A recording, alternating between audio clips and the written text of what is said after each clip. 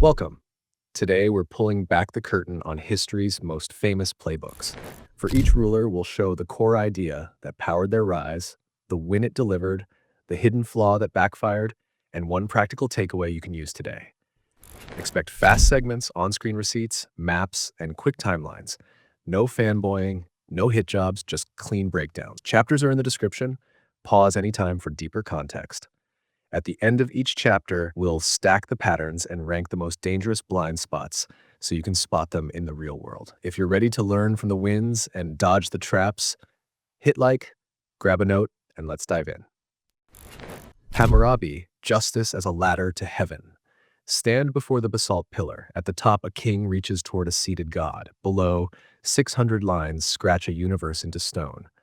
Hammurabi did not merely rule Babylon. He staged a cosmology in which justice flows from heaven through the king's hand into your kitchen, your field, your marriage, your debts.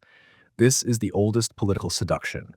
Law as staircase to the divine, obedience as piety, order as mercy. The inscription promises protection for widows and orphans, straight weights and measures, honest river levels, a judge who fears the sun god when he takes a bribe. It is gorgeous, and it hides a crack. First, hear the music. In a world of floods and feuds, written law is a miracle of memory. Custom becomes text, text becomes proof, proof becomes a shield you can point to even when your patron is dead. Prices for oxen, wages for builders, penalties for negligence. Life becomes legible beyond the rumor of the market. The weak finally have a sentence to quote. Even the mighty are, on paper, under words they did not write today. The code binds judges. If they twist a verdict and are found out, they pay, they lose their bench. A builder whose house collapses is not protected by charm. He pays with silver or with skin. The code even cools blood feud with equivalence. An eye for an eye is not revenge. It is a limit, a ceiling that says fury must stop somewhere, that vengeance cannot expand forever to swallow a city. You can love that ambition and still see the flaw blooming in the same stone. The ladder to heaven is narrow, only some feet are allowed to climb. The code is for the weak, but the weak come in classes: awilam, nobles, mushkanum, commoners, and wardum, slaves. And the arithmetic of pain changes with status. Put out a noble's eye and use goes, blind a commoner and you pay a fine, maim a slave and you reimburse the owner for lost value. The text pretends to speak for the oppressed. The punishments expose that persons are not equal units in the moral ledger. That is flaw one, justice quantified by rank. Now watch how cosmic order is cashed out on earth. Law is not a conversation here, it is a gift downward. The prologue shouts it. The gods named Hammurabi to cause justice to prevail in the land, to destroy the wicked and the evil, that the strong might not oppress the weak. But to be named is not to be audited. When law is revelation, disagreement becomes impiety. The peasant who questions a tariff is not a citizen raising reasons. He is noise against the firmament. The theology launders the human. A royal preference arrives as the universe's preference. That is flaw two, legitimacy by altitude, not by argument. Move into the home where the code is most proud of its protection and most honest about its hierarchy. Marriage is contract. The wife is under her husband's authority. Adultery is a capital matter, often literally, though the husband can pardon and save both. A bride brings a dowry to secure her footing. A husband owes food, clothing, and conjugal rights. Divorce has a schedule of payments that looks like fairness until you remember who sets the schedule and who risks death for stepping wrong. Veils are regulated. Respectable women must wear them. Slaves and prostitutes must not, or be scourged and tarred. The line between honor and humiliation is not taste, it is statute. That is flaw three, law as costume for gendered dominance. Debt next, where the code glitters and stings. It limits interest rates, it speaks of remission, it knows that famine and flood can throw a family into bondage. There are provisions that look like mercy, years of service, not life, for a debt slave, a calendar that eventually returns land. But debt here is still a doorway through which free persons slide into temporary slavery that is not very temporary if there is a second flood. In those years, daughters are collateral, sons are labor, mothers are housed by their creditors, and the language of compassion coexists with a ledger that can sell a child's future one season at a time. That is flaw four, compassion that budgets suffering and calls it order. An engineer arrives, he has built you a house or a dam or a ship. If it collapses and kills the owner, the builder is killed. If it kills the owner's son, the builder's son is killed. Collective punishment dressed as symmetry. The code does not imagine fines rich enough to bite the elite. It imagines substituting bodies to remind them that nobility bleeds. There is a rough justice in the metaphor and a cold barbarity in the practice. Why the son? Why not the builder? Because the latter is built of families, and families are units. And in a world that values households as economic engines, a son is the coin of continuity. That is flaw 5, accountability that confuses deterrence with inheritance and writes responsibility onto the nearest soft skin.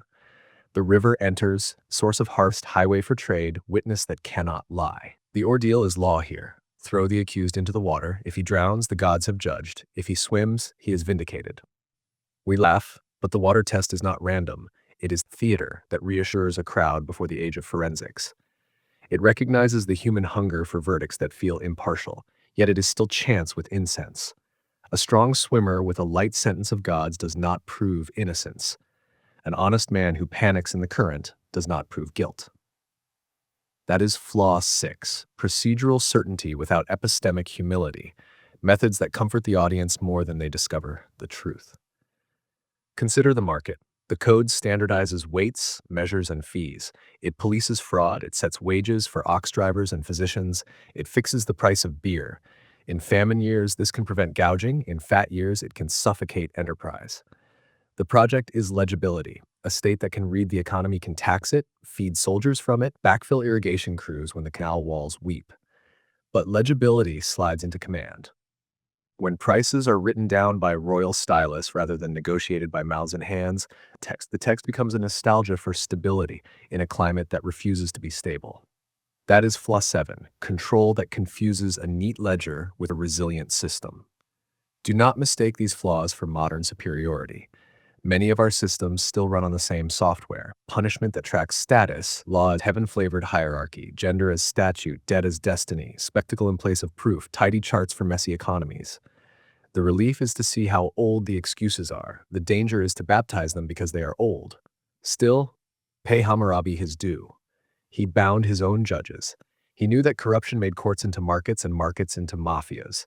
He forced officials to declare river heights honestly because a dishonest cubit kills. He understood that legitimacy is felt in small places. When a widow can keep her dowry, when a tenant farmer is not evicted in flood year, when a merchant's weights are not lies.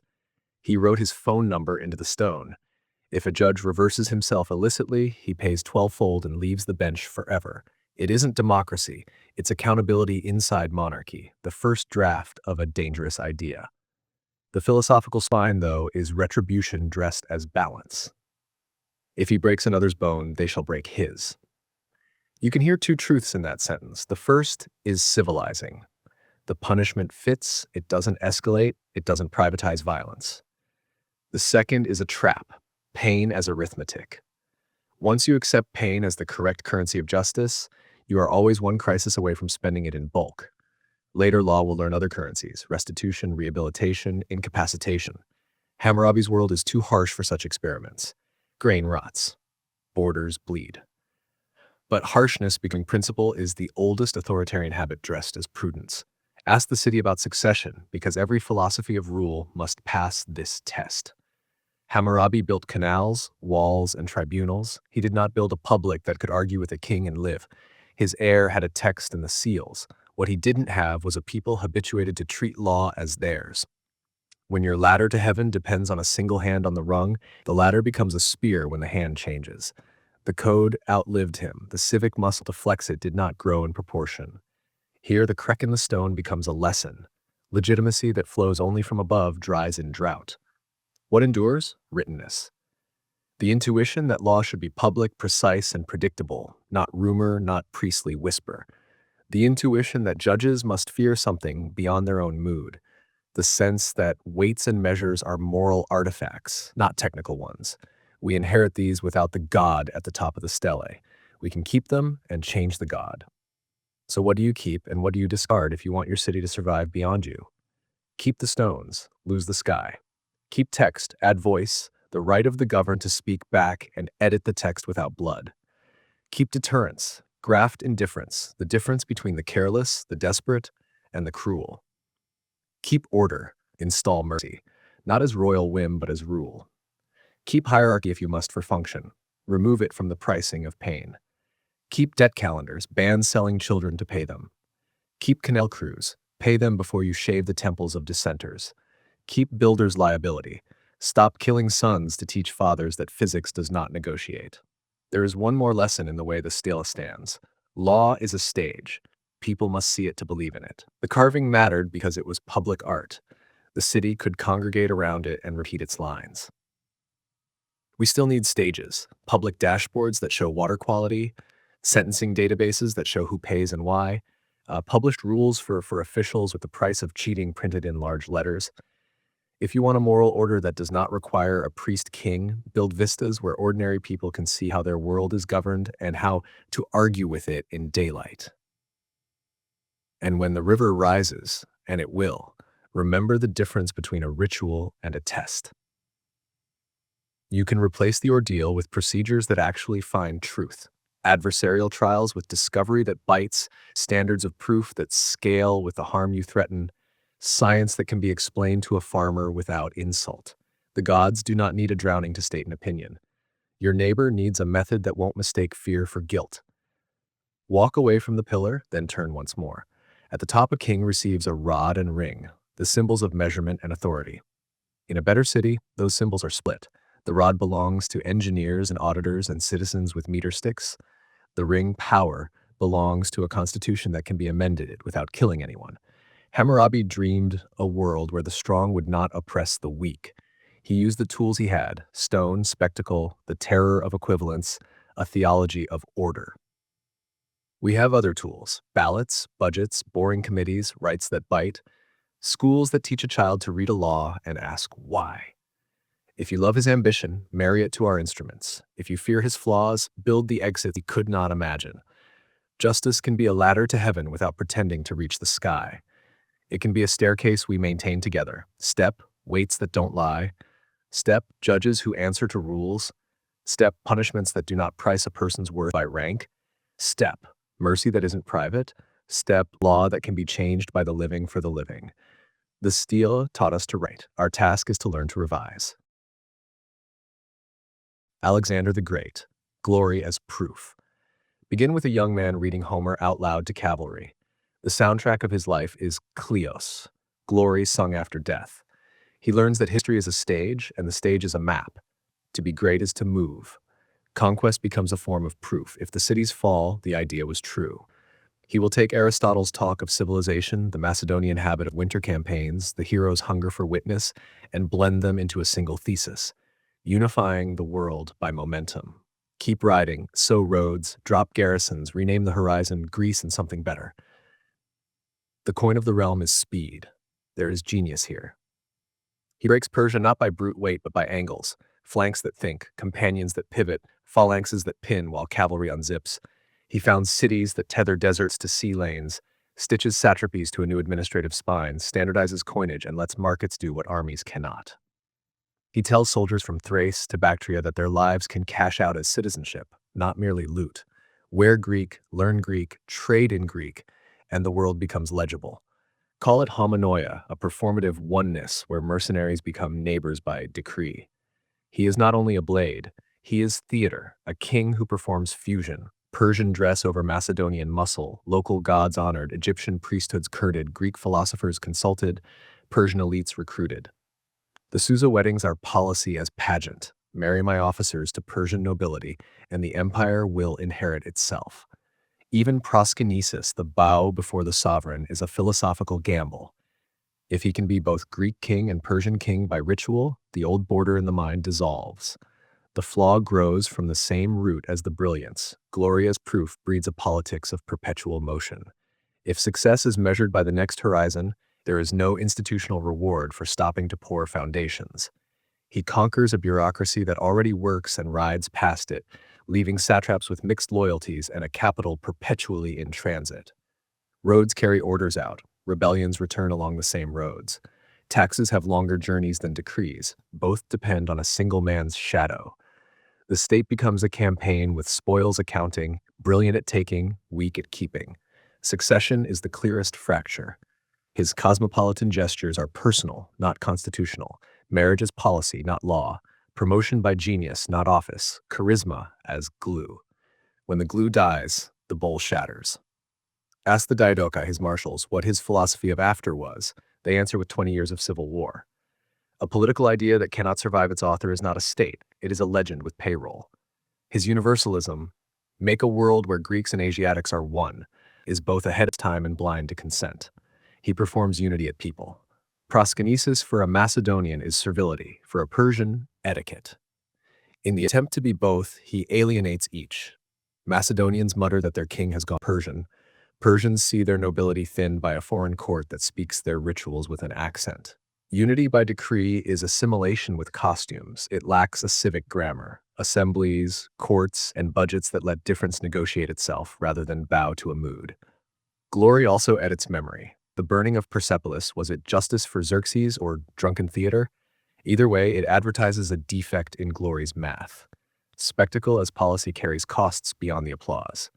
Temples burn, archives die, a signal is sent that tomorrow's mercy may become tonight's bonfire if the song requires a crescendo.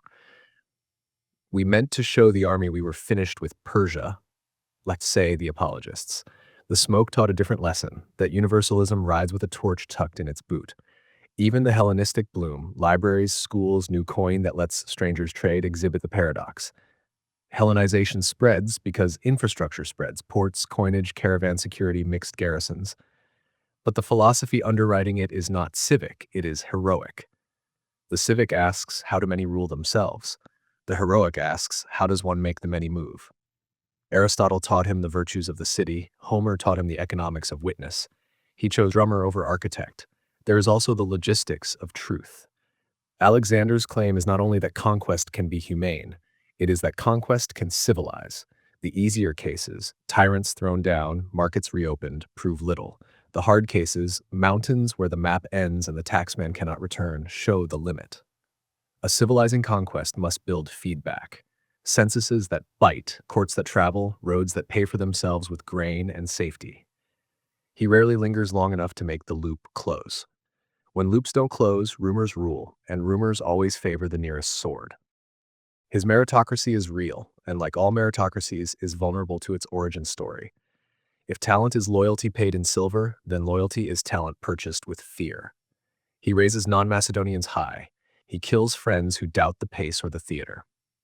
Philotas and Parmenion are not merely plots. They are the wages of a system where the only stable office is the king's favor. Merit survives in peacetime when it is institutionalized, exams, term limits, audit trails.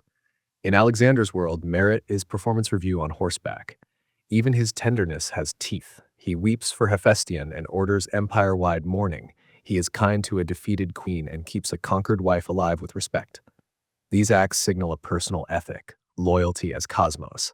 But the cosmos is a man in his 30s. No ritual makes that portable. In the provinces, officials will quote his tenderness to mask extraction. In the barracks, soldiers will quote his grief to justify vengeance. Personal virtue without public process becomes a set of anecdotes enemies and friends can use for opposite ends. Consider the economics of speed. Campaigns pay their own way when the next city funds the last. This is a treadmill disguised as a triumph. When you stop, the machine groans. Salaries come due. Supply lines want engineers rather than poets. The fiscal base must be made home rather than prize. He gestures at home by founding Alexandria's pegs to hang future coats. But pegs are not wardrobes. You need boring offices with clerks who go to work when there is no hero to watch them. There is a quieter flaw, moral rather than mechanical, meaning by mileage. He is not the only leader who thought that far is better than near, but his theory turns extent into ethic. This ethic is contagious. The men around him learn to measure worth by reach. In such climates, compromise looks like treason, consolidation like laziness, rest like rot. Empires die not only of rebellion, they die of denying themselves the right to stop. What should we keep from him? The discipline that refuses tribal smallness, recruit talent wherever it lives, pay people to be better than your prejudice, build cities where trade overrules insult. Keep the habit of crossing rituals without apology. Eat at alien tables, learn their gods' names, let uniforms mix. Keep the insistence that administration matters. Cuneiform clerks kept after the conquest because grain must be counted and he knew it. Keep the courage to puncture paralysis. Some knots require a blade because talk is the knot. What should we discard? The theology of speed. If we are not moving, we are wrong.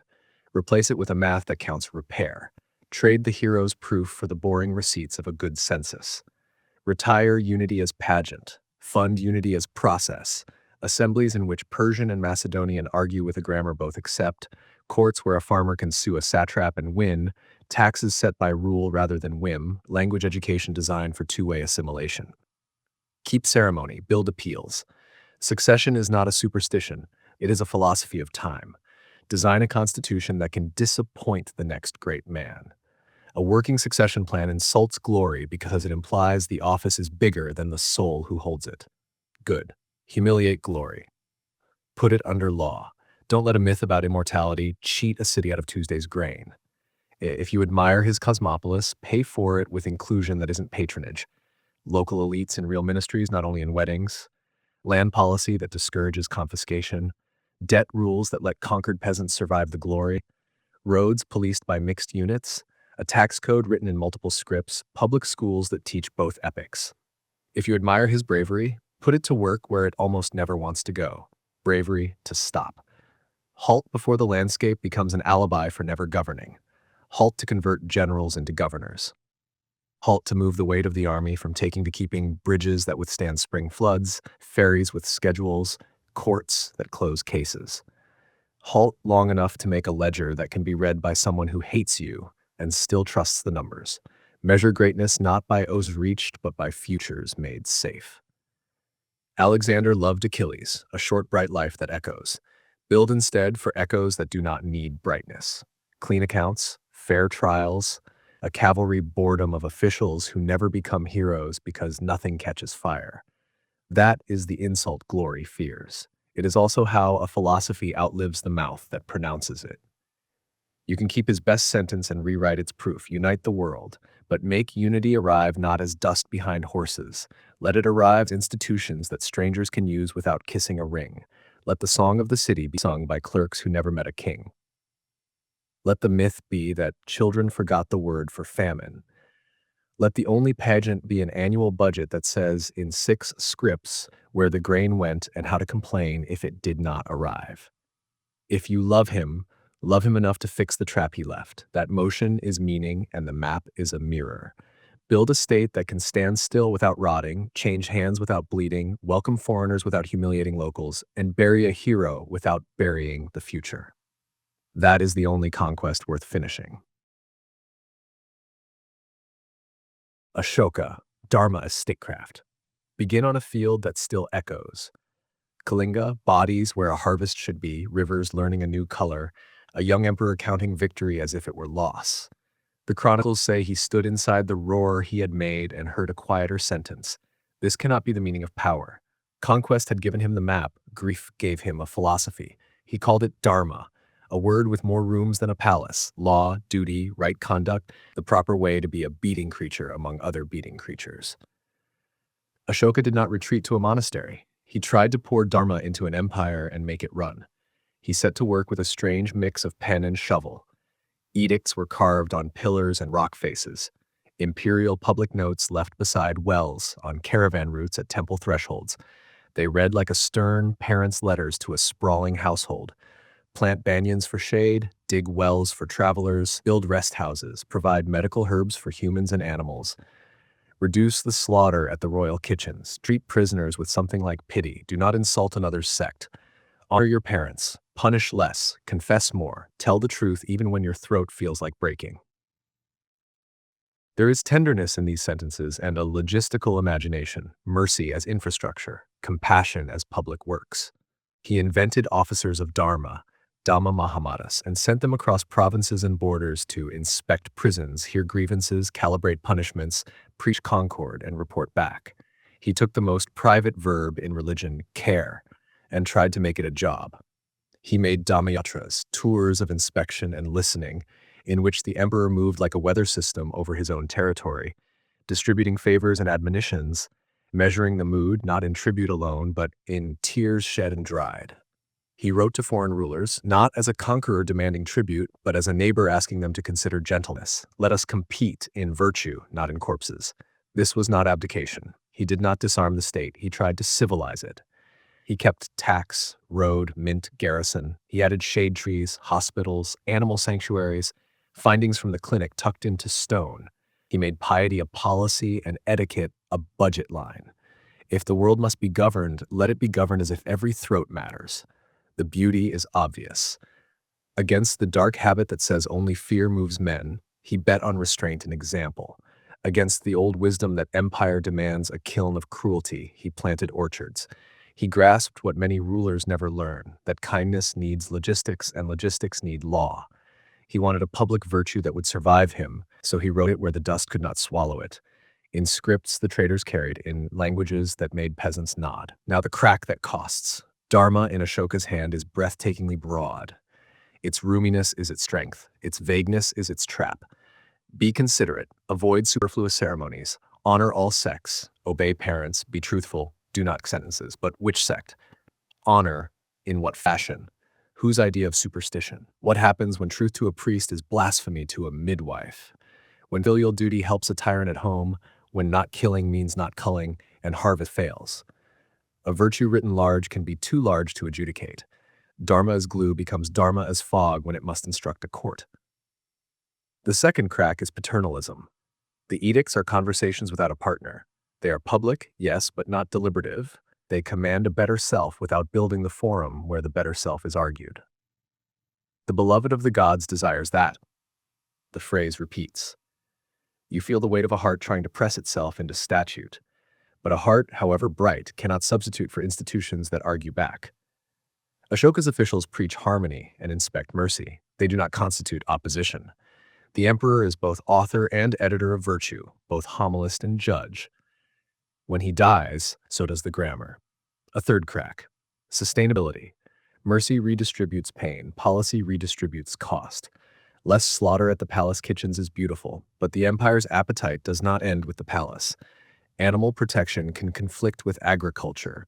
Ceremonial bans can strangle livelihoods built around them. Charity without a tax reform becomes a feast funded by the same old famine. Planting shade trees is cheap. Maintaining roads is dear. Touring provinces is easy. Building provincial councils that outvote the center is hard. Ashoka spends lavishly from the treasury of his conscience. He spends less on the machinery that could compel future treasuries to do the same. He is also a missionary in the soft sense. Buddhism blooms under his wing, not as a police faith, but as a patron's garden. Monasteries, stupas, councils, embassies to far courts. He protects other sects in stone. He funds his favorite ones in silver. Tolerance is sincere. Preference is unmistakable. This is the delicate paradox of a tolerant emperor. Tolerance from above is a leash that can be lengthened or shortened by mood. He asks for speech that never reviles other sects. Good. He also asks for less ceremony, less slaughter, more edification, and what he calls edification, a rival calls erasure. When the emperor supplies the dictionary, plurality can feel like politeness before the sovereign, not equality before a law. Add security to the bill. A softer empire risks teaching enemies their angles. Ashoka did not dismantle his armies, he cooled them. He took conquest off the table as a principle, not merely a tactic. This is moral audacity and strategic risk. The frontiers do not sleep. The satrap who tastes independence speaks a dialect the palace may no longer command. You can govern without terror and still need teeth. You can renounce conquest and still need walls. Dharma that refuses to plan for predators becomes a wish. Then the slowest crack, the one that only appears after the light leaves, succession. Ashoka built a highway for virtue. He did not build guardrails that force successors to drive it. The empire fragments within decades of his death. Historians argue the causes: fiscal strain, overextension, provincial drift, ambitious generals. Regardless, Dharma on stone could not outvote appetite at court. A moral weather pattern without a constitutional climate changes with the season. None of this makes the experiment naive. It makes it unfinished. He was right that a ruler can teach through policy. Shade trees teach, wells teach, prisons teach when they are not factories for despair. He was right that pluralism must be a rule, not merely a mood. He was right that nonviolence has a place in statecraft beyond the monastery. He was right that animals exist inside our moral circle as citizens of suffering, not simply as property. He was right that remorse can be an engine of reform more powerful than triumph. He was wrong to think a king's remorse, once carved, could be a system. So what do you keep if you want his kindness to survive your funeral? Keep mercy as infrastructure. Institutionalize it, a funded public defender's office, a sentencing code that prefers restitution and rehabilitation where it can, inspection regimes that neither flatter nor fear the governor, ombuds that report to the people, not the prince, mandatory transparency about prisons, audits of who benefits from bans and who bleeds under them. Keep pluralism as rule, but move it from sermon to design. Explicit protections for minority worship, speech, dress, diet, a high bar for restricting ritual, a neutral civil calendar that lets multiple sacred calendar coexist, anti-incitement laws so narrow they can be printed on a card, a constitutional court that treats conscience as a hard stop for policy, not as a lobby. Keep compassion for animals, but pair it with science and subsidy, phase downs with retraining funds, wildlife corridors and budgets, not murals, husbandry standards with inspectors who can shut down abusers, innovation prizes for alternatives to slaughter that don't collapse rural economies. Keep emperors who listen. Then reduce your emperor into an office that must listen by law. Fixed listening tours that feed binding recommendations. Citizens' assemblies drawn by lot. Participatory budgeting for a slice of the treasury so Dharma is not only advised from above but allocated from below. Replace goodness by decree with goodness by procedure. If you want fewer executions, write a statute that narrows death eligibility, demands proof that bites, requires unanimity, and funds appeals. If you want truth-telling, protect whistleblowers by law. If you want less slaughter, change procurement, not prayers. If you want concord among sects, finance the boring architecture of coexistence, community centers, mediators, translation services, a public broadcaster that airs insult without amplification and apology without theater. Don't make officers of Dharma who answer to the throne. Make offices of rights that answer to the courts, the legislature, and the press. Turn a virtue vocabulary into enforceable claims, to counsel, to information, to a day in court, to inspect the food you eat and the river you farm from, to know why the state touches your body. Love the word duty, then codify duties for the state, not only the subject. Keep remorse as a civic habit, but move it from the soul of a ruler to the muscle of a regime. Independent inquiries after catastrophe, truth commissions with subpoena power, reparations that do not depend on royal generosity, the humility to reverse policy as publicly as you made it. And for the tenderest part, nonviolence, have the spine to write its exceptions in law. There will be wolves. Name what counts as self-defense, how you will know it, who must concur, who may dissent without losing their head. Bind emergency powers with sunsets, audits, and a trail of reasons that a poor citizen can read. What about the sermons? Keep them, but demote them. Do not let a homily be the reason a law passes. Let your homilies teach the imagination. Let your laws guard the least imaginative day. A civilization cannot survive on mood, it must eat rules. The man at Kalinga deserves the last word. He saw that victory can be failure and that the dance of flags can make the air unbreathable. He wrote apologies in stone and tried to turn an empire's face toward care. Honor him by refusing his most seductive error, that the rightness of a ruler can spare a people the trouble of building a system. Plant trees, yes. Plant also the dull forests of accountability. Registries, minutes, quorums, quibbles, term limits, budgets that bite your friends. Make it possible for someone who hates your philosophy to get a fair trial under it. Dharma survives not as a mood in marble, but as a set of habits with teeth. Be kind, said the king. Answer, show me the line item, show me the form, show me the appeal, show me the judge who can tell you no. Only then will compassion stop being weather and start being climate, something that stays when the wind changes and the pillar falls silent.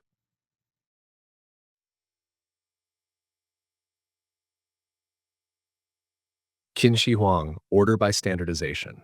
Picture a map stitched from shards. 7 states, 7 alphabets of law, 7 calibers of coin, 7 ways to measure a bushel, 7 ambitions sharpening their swords on each other's borders. Qui Shi Huang enters with a simple theorem. Fracture is vulnerability. Uniformity is power. He will not charm war into peace. He will standardize it into exhaustion and then into silence. The warring states become one empire, not by a new tenderness, but by a new precision. Roads with the same axle width, weights that read the same in any market, a script learnable from the Yellow River to the Southlands. Order arrives as measurement. Start with the merits because they are not lies. Unification is not a slogan, it is a logistical revolution. He abolishes feudal fiefs, replaces hereditary lords with appointed officials, and divides territory into commanderies and counties that answer to the center. He sets weights and measures, grain, lengths, volumes, so contracts can travel. He mints coinage with consistent weight so markets can breathe without guessing. He standardizes the small seal script, making edicts readable across regions whose brushstrokes once snubbed each other. He drives straight roads through mountains and mud, sets relay stations for messages, and makes the empire legible to itself for the first time. He links and extends northern walls into long fortifications to slow nomadic incursions. He digs the Linku Canal, stitching watersheds so grain and troops can move on time rather than on luck. It is engineering as statecraft, and it works. Taxes find their way home. Behind the engineering stands a philosophy, legalism, distilled by thinkers like Shang Yang and Han Fei, and embraced by Qin as both scalpel and sermon. Legalism does not flatter human nature. It assumes self-interest, rewards, punishments, and flaw as the only reliable grammar of behavior. It loves shu technique, surveillance, metrics, mutual responsibility groups that make neighbors police each other. It respects shi, power, positional authority. The office matters, not the person. Obedience should flow to the title even when the face changes. The promise is stark, make rules clear, penalties certain, and administration impersonal, and you can compel a civilization out of chaos. For a moment, one generation, that promise looks like salvation. Grain flows, bandits hide, the capital at Xianyang hums with predictable fear. The law treats princes like peasants, at least on paper, and the paper is backed by a penal code that does not blink. No one doubts whether the state will act. The state does not doubt whether fear works. The empire becomes a machine you can diagram. Now count the cracks that are structural, not merely moral. The first is the confusion of legibility with legitimacy. Standardization makes the empire readable. It does not make it loved. A road is a road whether it carries taxes or mercy. The empire's new clarity, coins, measures, script, lets extraction travel as efficiently as relief. Legalism brags that it doesn't need hearts, just habits. It gets compliance and mistakes it for consent. When fear is the glue, the state looks unbreakable until the hand that presses the pages dies. Then the book opens itself and every page becomes a rebellion. The second crack is velocity. Qin's reforms are not slow-baked, they are shock therapy. Lords are displaced, aristocratic networks are chopped, local customs are bulldozed by decree. Standardization here is not a negotiation with provinces. It is a steamroller that flattens differences into administrative rectangles. You can unify law quickly. You cannot unify trust quickly. Local elites, humiliated, comply outwardly while waiting for weather. When the emperor dies, weather arrives. The third is collective punishment as default.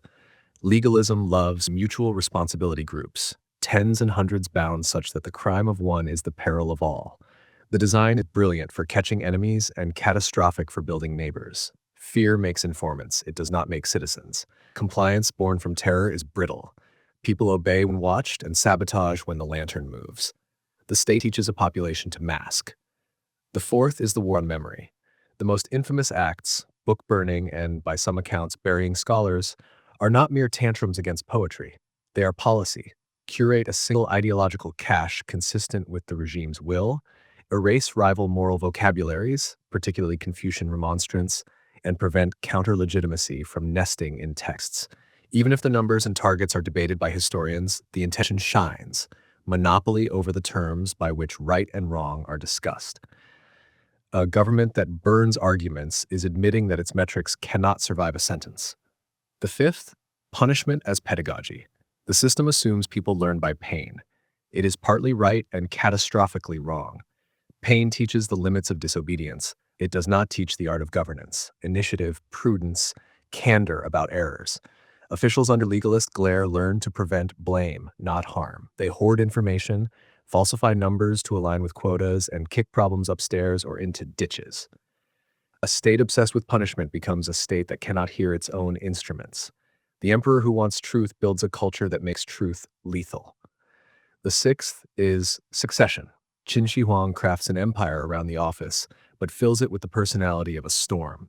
He centralizes to himself so completely that the moment his breath stops, the empire must ask a stranger how to breathe.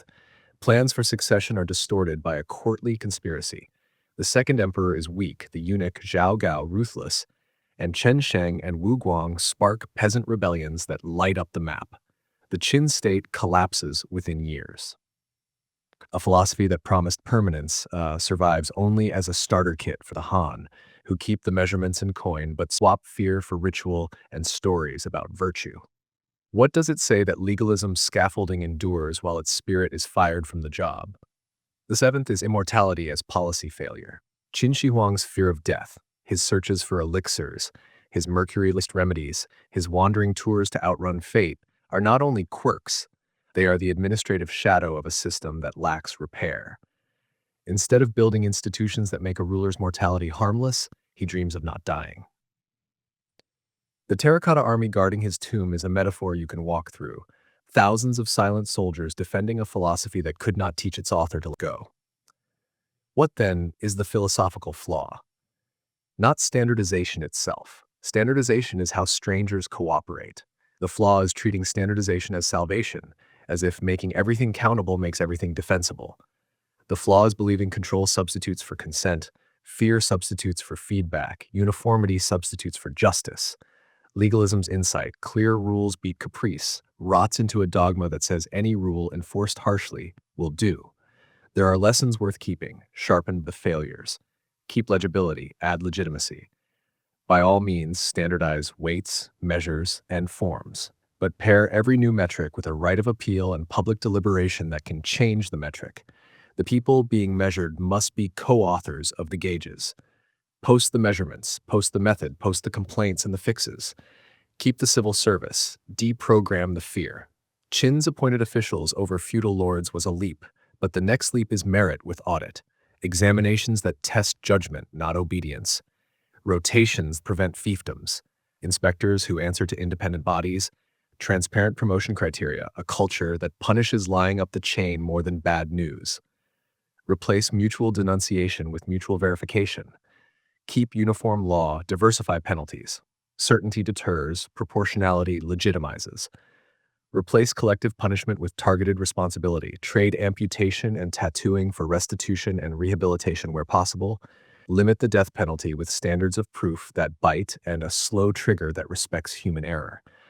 Legal clarity without mercy is efficient cruelty. Mercy without clarity is sentimental drift. Write both. Retire book burning. Institutionalize dissent. Build remonstrance into the Constitution. Ombuds with teeth. Protected speech for civil servants who challenge policy.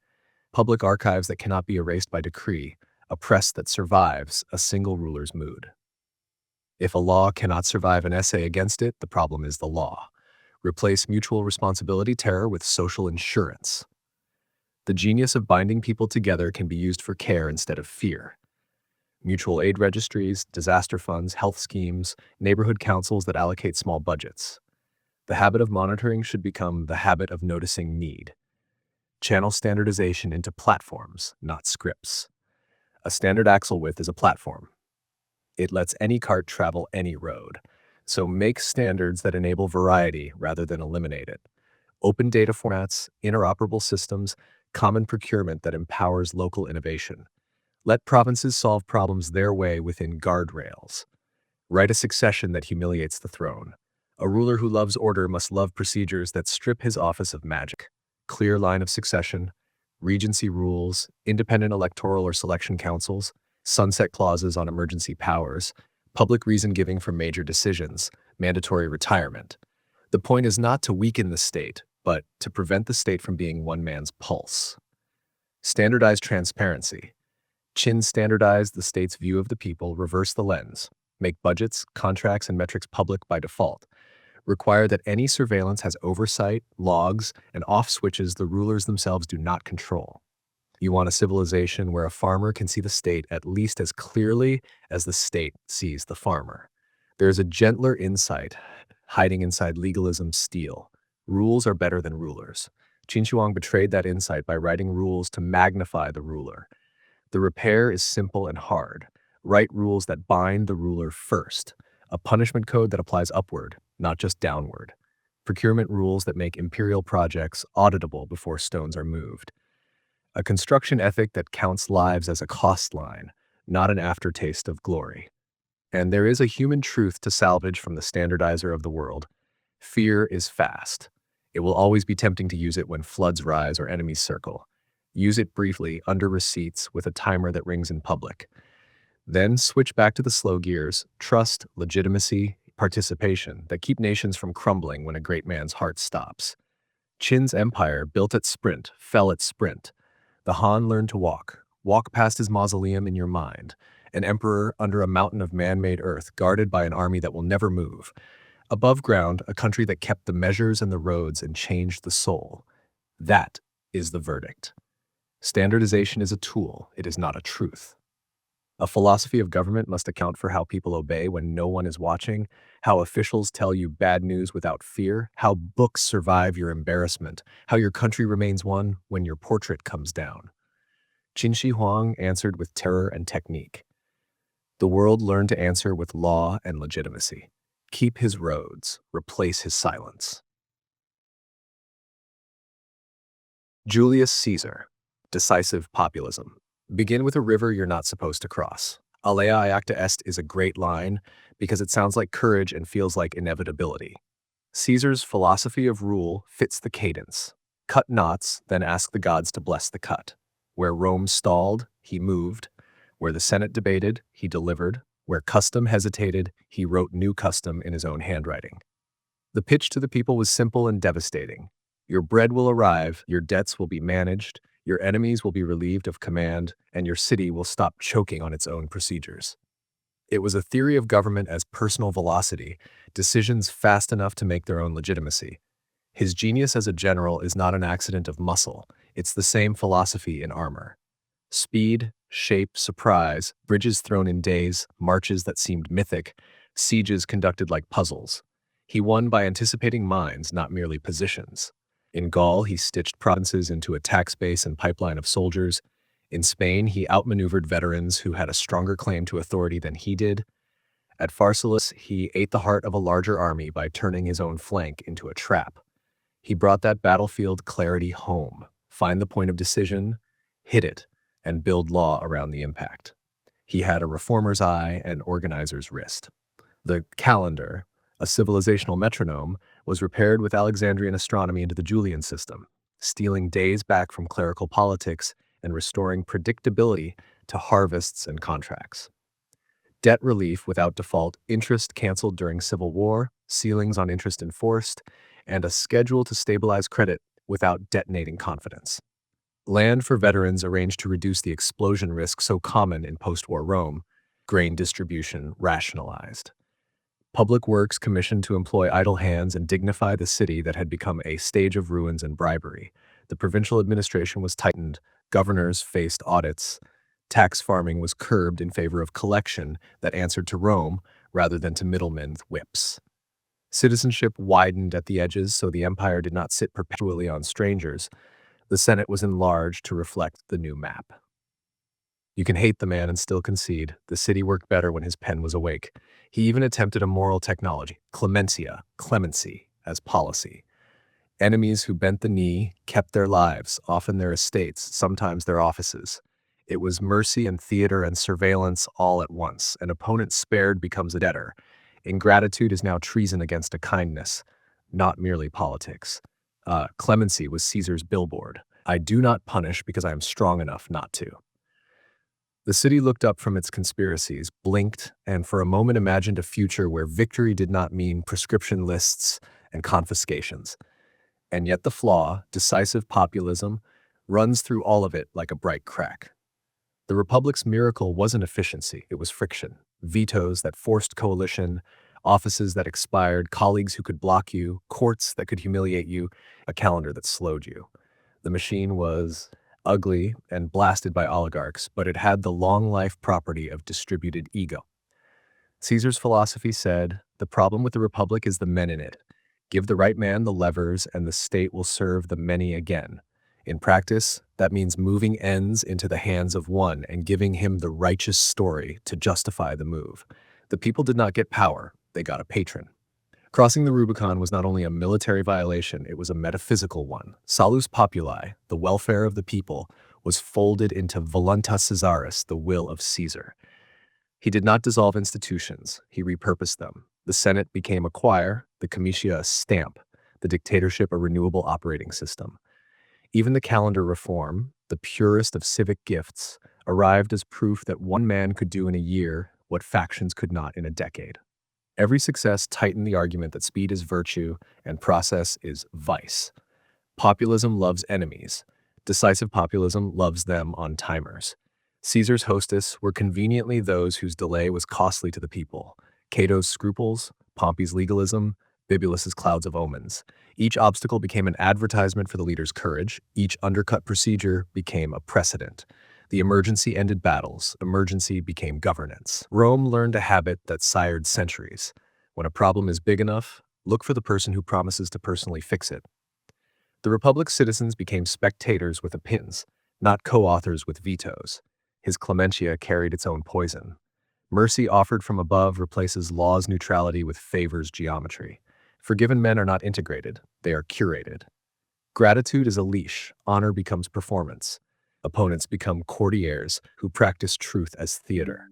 The city unlearns how to lose cleanly and oppose legally because both are now at the pleasure of a man. When mercy is personal, fear sits right behind it. Every spared head keeps one eye on the hand that spared it. His debt policy was prudent by Roman standards. By institutional standards, it was personalistic. He could moderate creditors because he was the biggest creditor of soldiers who wanted land, of clients who wanted office, of merchants who wanted peace on the roads. As long as he balanced those appetites with charisma and cash flow, the streets were quiet. But a republic that needs one man to juggle appetite is already a monarchy in rehearsal. After his death, the very masses who cheered his funeral pyre discovered that emotion is not a constitution. The prescription lists returned under other banners. Clemency died with the man who wrote it. His Senate reform widened membership but thinned authority. Adding seats brought provincial elites in from the cold. Good. Using the body to ratify rather than to argue taught a generation of senators that their job was posture. Decorum replaced deliberation. The cure for oligarchy's sclerosis became oligarchy's anesthesia. His army loved Rome by loving him. Professionalization had been creeping for generations as landless soldiers sold years of life for a share of plunder and a hope of land. Caesar completed the shift from citizen soldier to soldier client. Loyalty to the imperator beat loyalty to the state because the imperator could feed you today and the state could not. This is not a moral failing of soldiers. It is a philosophical failing of governance. To allow the lever of force to balance on gratitude rather than on office is to build a future of civil wars. The republic would not recover. It would learn to pretend it still existed while emperors wore its masks. He also installed a toxin we still sip, efficiency as ethics. The bread arrived, the calendar worked, the roads were safe, the courts moved. These are not small gifts, but when results become the sole argument, means become negotiable forever. If the people are fed, who cares which rule was bent? If the city is clean, who cares who ordered whom to be silent? If the opposition is unhelpful, who cares if they were bypassed? Efficiency that survives a decade becomes morality in a culture's bones. You wake up with a generation that cannot hear the difference between swift and right. What to keep from him without swallowing the hook. Keep the bias for action, but meter it. Speed belongs where reversibility is high and stakes are low. Where stakes are high and reversibility is low, embed speed in procedures that other hands can replicate. Predefined emergency triggers, sunset clauses that expire without a vote, multi-signature authority for extraordinary acts, public logs that let a cobbler understand what was done in his name. Make the calendar reform your model. Science first, argument second, leader third. Keep clemency, but depersonalize it. Write amnesty statutes with criteria. Establish commutation boards. Make mercy auditable and appealable. Clemency should serve law's purposes, proportionality, rehabilitation, not a leader's image. If mercy is a brand, it will rot. Keep debt realism, but constitutionalize it. Crisis rules for interest abatement, automatic stabilizers for bread and employment, independent debt tribunals with powers to restructure without a patron's favor. Let the poor owe the system, not the savior. Keep provincial audits and citizenship expansion, but tie both to shared institutions. Auditors who report to multiple branches, citizenship with civic education and jury service attached. Widen the we by obligation, not by flattery alone. Keep the roads and the works, but bake their budgets into a process that outlives any name. Multi-year appropriations, public dashboards, no sole source contracts, inspectors general appointed by rivals. Most of all, rewrite the lesson of the Rubicon. Treat emergency like radiation. Use sparingly, shield workers, measure exposure, and record every dose. A republic that cannot move in crisis dies. A republic that moves only in crisis becomes an addict. Build ordinary speed. Civil services that act within days without being told by a tribune with a sword. Courts that can issue orders on a clock everyone can read. Legislatures that can meet at midnight under rules that nobody can game. And give the crowd back their work. Decisive populism is a lullaby that tells citizens they are brave for clapping. Break the spell. Make referenda real and rare. Make local councils powerful and boring. Fund party competition so opposition does not require treason. Make loss livable. No exile, no ruin, so that men do not need a savior to protect them from the consequences of losing. Caesar was not a cartoon tyrant. He was the most compelling answer to a broken system his century could imagine. That is why he is dangerous in every century. He proved that one person can fix a city fast. The bill arrives later. Citizens who forget how to fix it slow. Take the gifts. Calendar, audits, roads, wider citizenship, mercy as policy. Return the method, rule by personal momentum, to the river you are not supposed to cross. Gengis Khan, merit, motion, and absolute war. Begin on grass that looks like ocean. Herds like dark waves, tents like whitecaps, riders who can sleep at a gallop. Temujin's philosophy is written in this weather. Nothing stands still and lives. He forges a state from motion, families into squads, squads into hundreds, hundreds into thousands. Decimal order that pack in an hour and reappear a week away with the same spine. He takes the fragments of steppe politics, oaths, raids, bride capture, vendetta, and burns them into a new alloy. Merit over birth if you ride well and keep your word, discipline over swagger, loyalty paid in spoils and safety. Then he points the machine outward. There is genius in the design. Promotion is from the saddle, not the womb. A blacksmith's son can command nobles if he brings victories home and keeps quotas honest.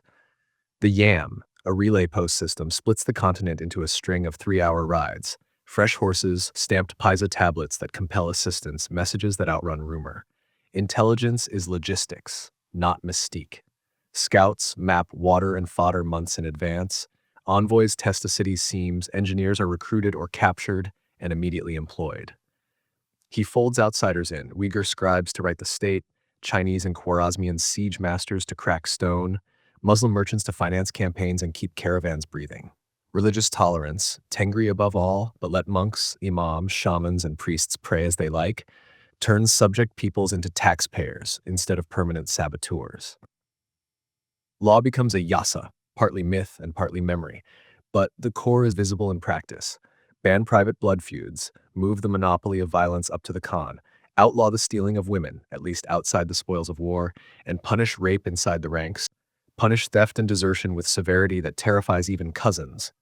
Reward loyalty with shares of booty, captives, and pasture. Decimal units eat together, answer together, are punished together. Cohesion by design, cowardice made contagious so it can be detected and burned out. A society of tents becomes a mobile state. When such a machine points at sedentary kingdoms, the results look like magic. Columns disperse like fingers, rejoin like a fist. Feigned retreats open city gates. Crossings happen where maps swear they can't. Sieges begin with engineers already at payroll. Against armies that need roads and harvests, he brings pasture logistics, horses as supply, herds as commissary, speed as strategy. He refuses the honor code of fixed battles. He chooses absolute war. Take the city, kill resistors, spare craftsmen, relocate populations, make the next city open its gates from fear alone. Then send out notices. Taxes are regular, caravans protected, religions ignored by soldiers. Judges will now enforce law that does not change with a governor's breakfast. The accomplishment is not only area on a map, it is connectivity. Pax Mongolica is ugly in birth and stunning in effect. You can carry silk to the Mediterranean under a single set of escort rules. A letter can leave Kiev and reach a minister in Karakorum on a timetable. Ideas gallop, paper money, gunpowder, astronomy, faster than empires used to fall. The plague rides those roads too, but blame the rat, not the root. The roots are a civilizational upgrade, however you count. And yet the flaw is not a footnote. It is the center of the strategy. Predation as system. The state funds itself by success, plunder, new taxpayers, new pastures, tribute streams. Justice is distribution of fear. That revenue model requires motion. Stopping is fiscal shock. When the machine halts, obligations remain. Stipends to widows and warriors, pastures promised to new clans, garrison pay in a dozen languages. Peace must be invented as a new business, otherwise the army will have to go find revenue wearing someone else's walls. Succession shows the bill first. The glue in a motion state is personal. Oaths to Temujin, Gengis Khan, not to a text. He tries to ration the future, sons established over Ulus realms, a grand Kurultai to confer legitimacy, but the mathematics of clan politics and spoils economics defeats any single clause. After his death, and then after Ogade's, campaigns stall for election seasons. Conquered peoples learn that a funeral in Karakorum is an armistice. Princes who were trained to hunt together develop appetites for each other's herds. The empire fragments into khanates that keep the postal roads and the tax farms, and forget the one face that could make the others sit down. A philosophy that scales by motion shrinks by motion, too, away from center to edges, away from common law to local bargains. Collective punishment, the source of battlefield discipline, poisons governance. Decimal units that share honor share liability. Villages that harbor rebels are erased together. Cities that resist are taught a lesson by example. The result is predictability by terror. It works until it sours. Compliance, purchased by annihilation, has no way to grow into loyalty. The Mongol taxman is efficient, but the regime stays foreign for generations because fear blocks the natural conversion of taxpayers into stakeholders. When fear weakens because a garrison is rotated, because a prince dies, the loyalty it mimed is not there to catch the fall. Even the celebrated meritocracy has a shadow. Promotions by victory are clean in war. In administration, they reward extraction, not stewardship. The skills that take Samarkand do not automatically translate to clean streets and predictable courts. Mongol polities that lasted the Ilkhanate for a while, the Yuan for less, survived when they hired and trusted civilian bureaucracies and codified revenue rules instead of letting generals improvise finance. Where that did not happen, predation remained the interface between ruler and ruled. Predation can be regular, it cannot be loved. There's also the hostage ethic. Bind subject nobles by exchanging sons, wives, sisters, turn kinship into collateral. It is brilliant diplomacy and a permanent signal that the state does not trust its own promises. A polity that cannot offer trust without a hostage cannot build institutions of credit, legal predictability, not just monetary. Trade still flourishes because caravans are guarded and roads are clear. Long-term investment struggles where confiscation is always a policy option wrapped in a story about treachery. Then the ecological bill. The machine that moves on grass must defend grass. Conquests that torch irrigation or neglect dikes turn sown land to dust that can support horses for a little while and almost nothing after. Some Mongol administrations did the opposite, protecting farmers, punishing soldiers who trampled fields. But absolute war normally arrives with absolute damage. Canals salted, orchards cut, cities turned to heaps whose stones sprout weeds. You can ride through an empire like that. You cannot live in it for long without importing administrators and learning to love boredom. What should we keep from him without swallowing the poison? Keep merit across tribes. The genius to promote talent regardless of clan or creed is civilizational gold. Write it into exams and audits. Not only battlefield ceremonies, criteria public and contestable, rotation to capture, rewards that are pecuniary rather than patrimonial, so offices do not turn into family herds. Keep the YAM as a blueprint for modern state capacity. Fast logistics, redundant routes, guaranteed safe conduct for information and goods. Build a postal rail, road, and fiber system that rivals his in coverage and predictability, with contemporary guardrails, privacy law, due process for seizures, transparent tolling. His horses were the internet. Copy that ambition without the emperor. Keep religious and cultural pluralism as policy, not indulgence. Tax administrations that do not penalize worship. Courts that let different communities arbitrate private law within a constitutional shell. An imperial lingua franca that enables trade without erasing tongues. Tolerance made Mongol sovereignty cheaper. It makes any sovereignty smarter. Keep intelligence as logistics. He scouted water because water is fate. We should scout data that way. Public health, prices, crop stress, shared all levels with incentives to speak bad news early. His envoys were not just diplomats, they were censors. Build states that listen like that without cutting off heads that deliver the wrong numbers. Discard the revenue model of motion. Replace spoils with tax law that binds the crown harder than the peasant. No confiscations without court orders, predictable rates, amortized levy obligations that do not spike with the ruler's appetite. Build a treasury that expects peace to be profitable and war to be billed in advance to those who authorize it. Discard collective punishment. Keep discipline. Lose the injustice. Write liability at the level of acts and agents. Replace terror's speed with certainties. Fast, fair adjudication that makes rebellion dumb because justice is faster than grievance. Replace hostage politics with hosted politics. Periodic Kurultai-style assemblies with real veto power where nobles or modern stakeholders bargain in daylight, not in tents with knives under carpets. Institutionalize the thing that worked, consensus rituals, and make them bite before swords do. Translate mobility into administrative agility. Let agencies deploy quickly across provinces with standard kits, payments, identities, customs, the way a tumen could appear over a ridge. Reward officials for moving resources to need, not for hoarding them to build fiefdoms. Codify law in writing you don't own. The Yasa's aura worked because it felt above the clans. Modern law must be above the cabinet. On trench review by courts you don't appoint alone. Publish statutes in languages people actually read. Audit the auditors with rivals at the table. The Khan's word should be less than the judge's, not more. Pay for piecework with the same seriousness you fund war. He brought engineers to sieges, bring them to maintenance, irrigation, flood control, fire breaks, hospital networks, seed stocks. Make the boring men the heroes. Give them medals that add pension points instead of legend. Finally, write succession so that funerals aren't invasions. Choose one, election, with fixed rules and fixed electorate, or primogeniture with regency law that curbs uncles with armies. Either way, bind the choice to a calendar and a quorum, and keep the armies out of the room with legal oaths that reach their paymasters. Gengis Khan teaches that connectivity is power, that diversity is cheaper than purges, that merit beats pedigree when survival is tight, and also that a state built to move will eventually have to learn to stay. The empire that conquered the world on horseback had to invent clerks or die. Many did, many didn't. If you admire the wind, give it a house to blow through without tearing the roof off. Keep the roads, keep the relay, keep the habit of hiring the best enemy engineer. Then trade absolute war for absolute law, herd loyalty for civic loyalty, and turn speed from a weapon into a service. Only then does motion make more than ghosts. Masna Musa, pious prosperity.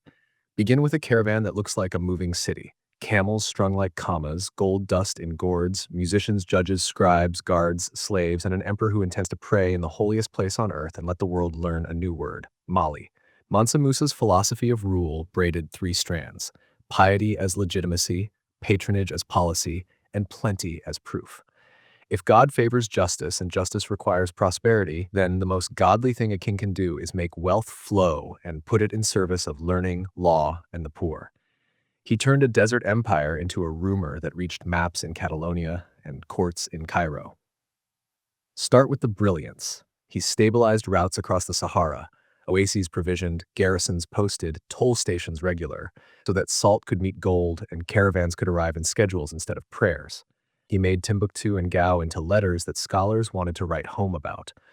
Sankore Mosque as a university, libraries that could shame princes, jurists paid to argue, teachers paid enough that knowledge survived their egos. He built or endowed mosques, Gingereber's baked earth still kneels to the sun, and paid qadis, judges, to enforce an Islamic law that cooled vendetta and standardized contracts. He minted reputation, a pilgrimage that advertised reliability, a flood of alms that advertised mercy, a court that advertised cosmopolitan taste, Andalusian poets at the Niger, Maghrebi architects in the Sahel. His Hajj was statecraft with a rosary. The route doubled as a trade mission. The gifts were credit lines. The prayers were press releases in a world with no printing. He purchased books and teachers the way other kings bought mercenaries. He brought back architects like al-Sahili to translate piety into walls. He paid zakat, alms, at a scale that turned virtue into a rumor strong enough to redraw European maps. For a generation, his philosophy worked. Wealth lubricated law, law protected wealth, faith legitimated both. Now the crack you can't gild, spectacle distorts economies. In Cairo, his prodigality debased gold, prices rose for years, lenders rewrote contracts, poor households who held small savings found the ground moving.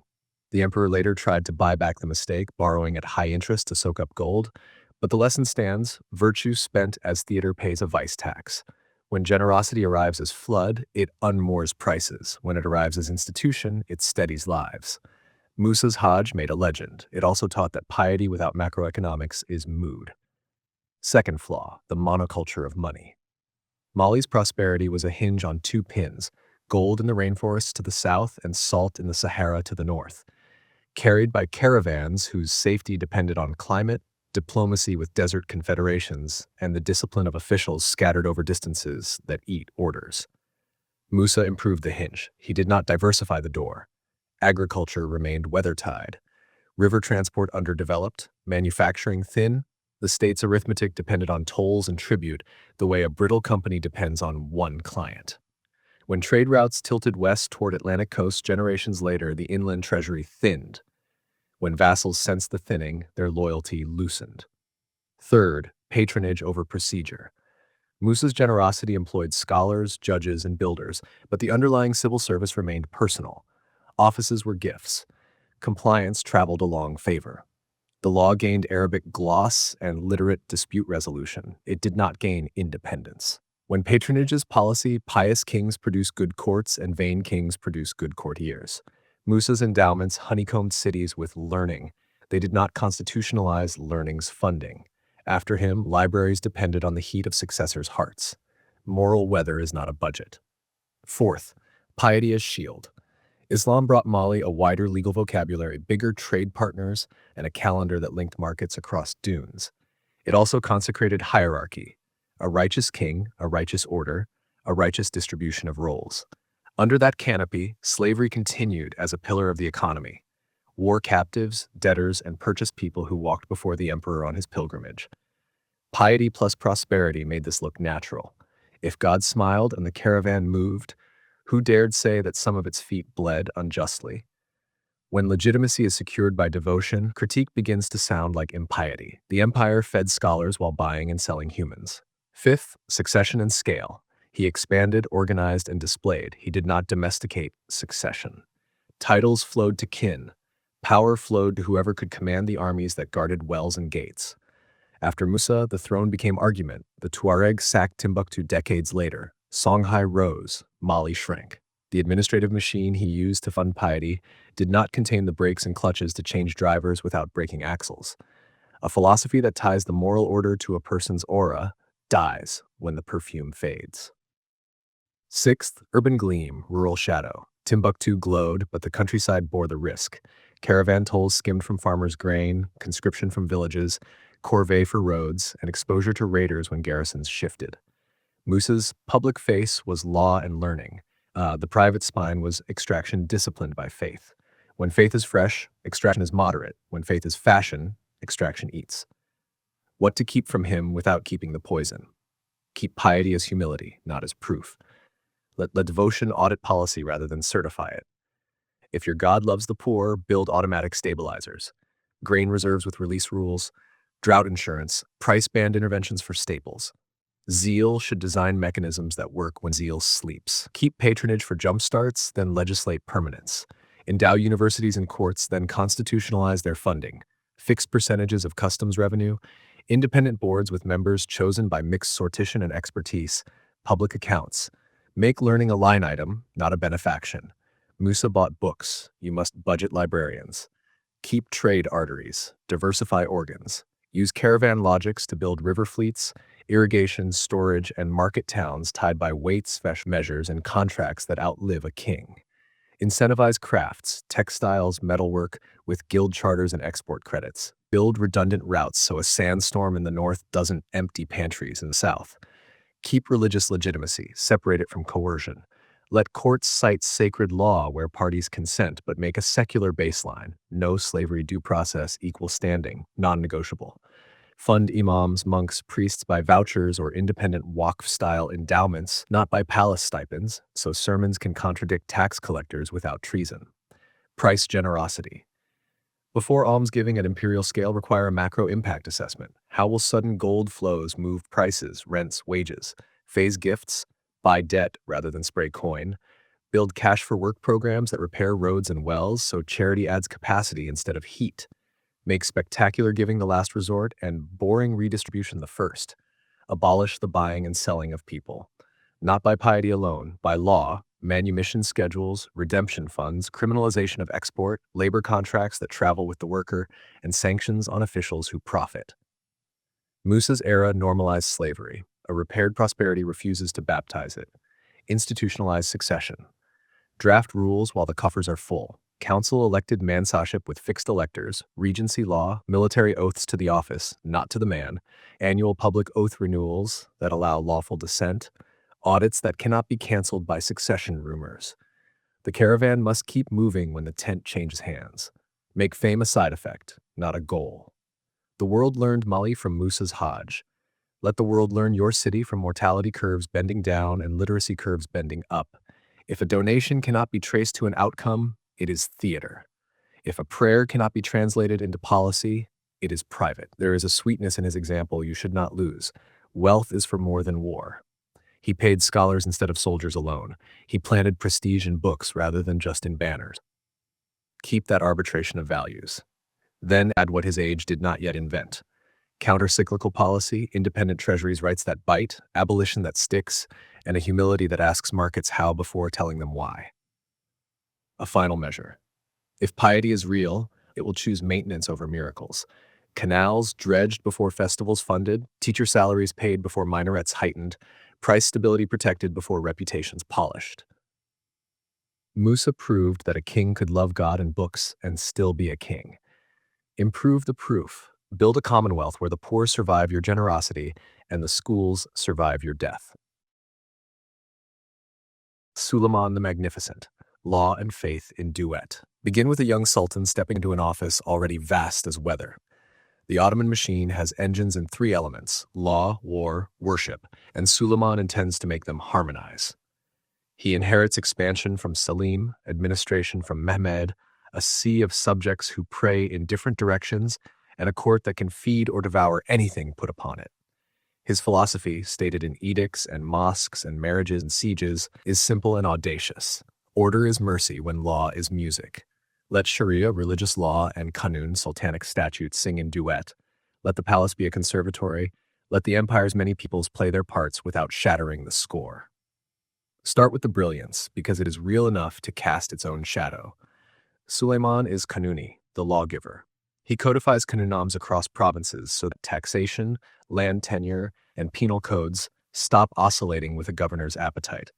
The Timar land grant system, land for cavalry service, is rationalized, registers tahrir, count fields and men so taxes can be predictable rather than predatory. He sharpens the distinction. Sharia governs family, ritual, contracts. Qanun governs the state's scaffolding, fiscal policy, criminal categories beyond sacred law, military organization. Two books on the same table, two hands holding the pen. His Devshirm pipeline, recruiting Christian boys from the Balkans for education in palace schools, feeds a merit bureaucracy. The Janissaries become a disciplined salaried infantry. The scribal and kul, slave of the sultan, turn talent into office without regard to lineage. Rustam, Ibrahim, Sokolu, grand viziers who were once boys with no patrons, now engineers of empire. If you want to counter oligarchic technology in the 16th century, you will do no better than a school that convinces peasant sons they can govern Damascus. He expands like a tide. Belgrade falls, Rhodes kneels, Mohawks obliterates a kingdom in an afternoon. The Habsburg rivalry becomes a season. Vienna is ringed by tents and artillery. In the east, he wrestles with the Safavids for the hinge of Anatolia and Iraq. At sea, Barbarossa turns the Mediterranean into an Ottoman lake from Algiers to the Aegean. Treaty with France, the capitulations, opens coasts and markets, giving French merchants privileges in Ottoman ports and the Sultan a European ally against the emperor. Diplomacy wears a turban and a fleur-de-lis at once. He builds a skyline theology. Sinan, architect and engineer, writes sermons in stone. Suleiman Mosque crowns Istanbul with domes that behave like proof. Aqueducts splice valleys, bridges staple rivers, kitchens and hospitals make charity into infrastructure. The complex is law in stone, worship, learning, soup, and sewage in one plan. The public taught that piety without plumbing is theater. Suleiman writes poetry, loves Hurram, Roxolana in defiance of palace custom, funds madrasas, colleges, and waqfs, pious endowments that feed scholars and clerks and the poor. The millet system, Orthodox, Armenian, Jewish communities, arbitrates their personal law under their own clergy while paying into a central peace. Pluralism is bureaucratized, difference is domesticated. The duet works until its harmonies become habits that cannot hear themselves. The flaws are not mistakes on the margins, they are tensions at the core.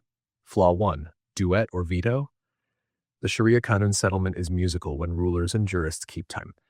But duet easily becomes dual power. When clerical authority is friendly, Qanun can modernize tax and criminal codes. When it is not, sacred vetoes arrest statecraft. The empire survives on pragmatic fatwas. Legitimacy becomes a negotiation in robes. This yields stability at the price of intellectual chill.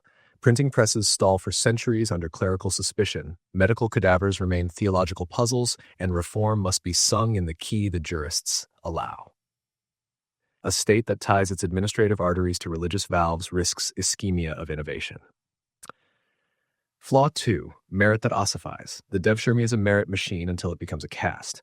Janissaries, once celibate barracks monks, grow shops, marry, inherit, lobby.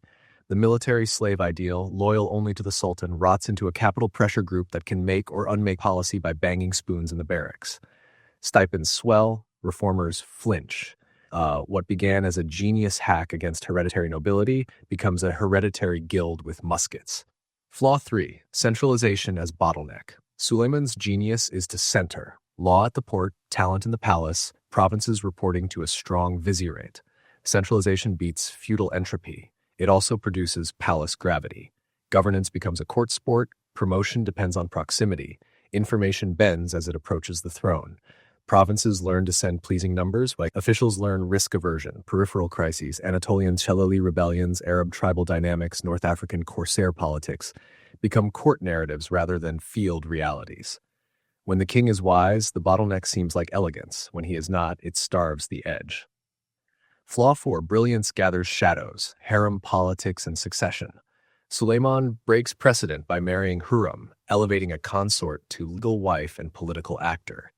He re-envisions the dynasty's domestic rule. Princes with separate courts become rival centers. Mothers, Valid sultans, become kingmakers.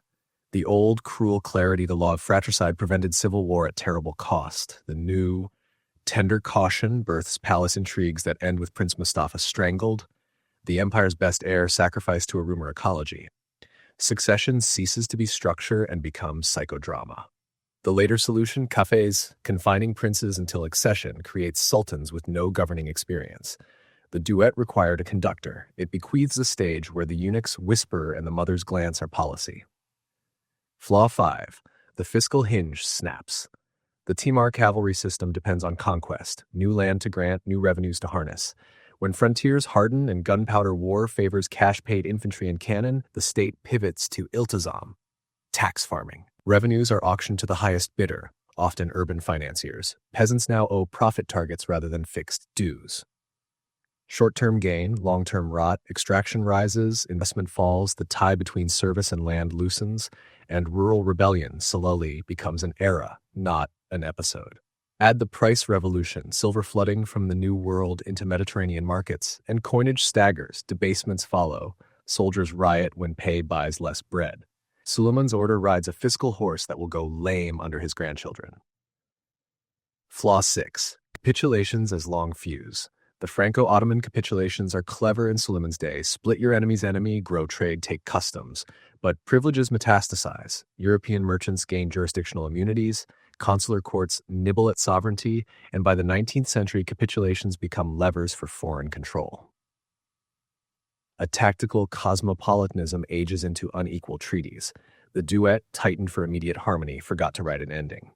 Flaw 7. Pluralism without equality. The millet system is administrative pluralism and often a mercy compared to uniform theocracy. Yet it encodes hierarchy. Muslims at the top, jizya for non-Muslims, law stratified by confession, slavery normalized, military and domestic. Coexistence is purchased by segregation of status, not by equal citizenship. It is stable and unjust. When modern ideas of equality arrive, the old pluralism looks less like peace and more like soft apartheid. Flaw 8. Empire by siege, knowledge by seep. Ottoman arsenals innovate in the 16th century, but the regime's knowledge metabolism slows where it most needs speed. The press is late, translation is episodic, scientific institutions lack autonomy. Even with Sinan's math in stone, the state's math in finance and science lags Europeans who make universities into reproducible machines for invention. Suleiman's duet can interpret new sounds, it cannot compose at scale. What then is worth keeping from a philosophy that made a continent speak in chords, and what must be repaired so the chords don't become chains? Keep codification, add reciprocity. The canoe names are a civilizational gift. Predictable taxes, enumerated penalties, registers that discipline greed. Modernize the idea.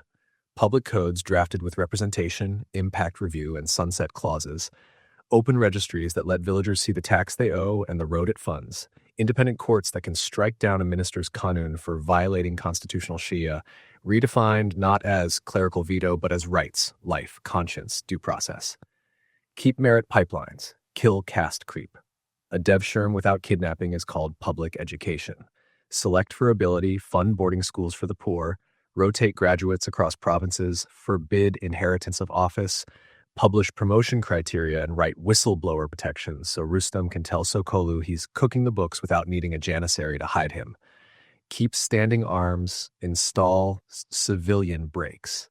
Janissary discipline without janissary politics, fixed budgets, external audits, no business rules, parliamentary authorization for deployments, independent pay corps, and a procurement office whose contracts outlive ministers. Guns loyal to the Constitution, not to the kitchen. Turn the duet into constitutional scores. Protect freedom of worship and communal arbitration within a rights floor. Equal citizenship, no religious taxes, one criminal code, one civil code for state matters, and opt-in personal law for family matters with universal escape hatches. Replace the clergy's informal veto with formal review that cannot erase scientific, fiscal, or minority rights. Make pluralism horizontal. Retire millet hierarchy. Keep community autonomy for culture and charity, but enforce equal access to schools, courts, civil service. Replace jizya with progressive taxation, blind to creed. Measure integration by mixed workplaces, mixed juries, mixed councils. Capitulations, rewritten. Invite trade, ban extraterritorial courts. Arbitration can be international, jurisdiction remains domestic. Agreements auto-renew only with mutual review and parliamentary consent. Replace iltizam with rule of revenue. A tax system that funds the whole, no auctions of villages to courtiers, transparent rates, land cadastres updated on a schedule, local shares of central taxes earmarked for maintenance, counter-cyclical buffers so soldiers don't riot when silver sneezes in Seville. Succession that humiliates the palace. End fratricide in cages, right orderly succession, election by a fixed council or primogeniture with regency law. Make the valid and eunuch households answerable to statute. Ban harem patronage and appointments. Publish court finances. Knowledge as public utility. State-funded translation bureaus, independent universities, protected presses, scientific walks with boards elected by peers, not princes. If a fatwa can halt a lab, the lab belongs to the fatwa. Reverse the grammar. Sinan with spreadsheets. Build the mosques, also build sewers and data. A national statistical office independent of ministers. Public dashboards of prices and poverty. Audited walks. Maintenance budgets that cannot be rated for domes. Self-examination for the admirer of Suleiman's music. Are your laws beautiful because they are clear or because no one can challenge them? Does your merit system find peasant sons or manufacture courtiers? Do your minorities enjoy equal standing or tolerated subordination with nicer fonts? Can your army refuse a leader's unlawful order without ending the state? Does your faith found rights or furnish vetoes? Suleiman's greatness wasn't only in domes and sieges. It was in the attempt to balance heaven's voice with earth's ledger, to make piety and policy cooperate. The flaw was to believe that harmony, once achieved in one reign, could be stored like grain. It can't. Harmony is a procedure, not a memory. Codify what argument is allowed to break. Write how power admits correction. Decide which truths may slow policy and which may not. Keep the duet, change the score. Rights as Sharia's secular face, law that binds the singer, a bureaucracy that hears bad news, an army that salutes statutes, and mosques with libraries that print the future as easily as they echo the past. Then magnificence becomes more than a title, it becomes a system. Elizabeth I, prudence as power. Picture a young queen flanked by maps and debts. Foreign courts bet she won't last a season. Her bishops argue in Latin and shout in English. Her treasury counts coins like a penitent counts beads.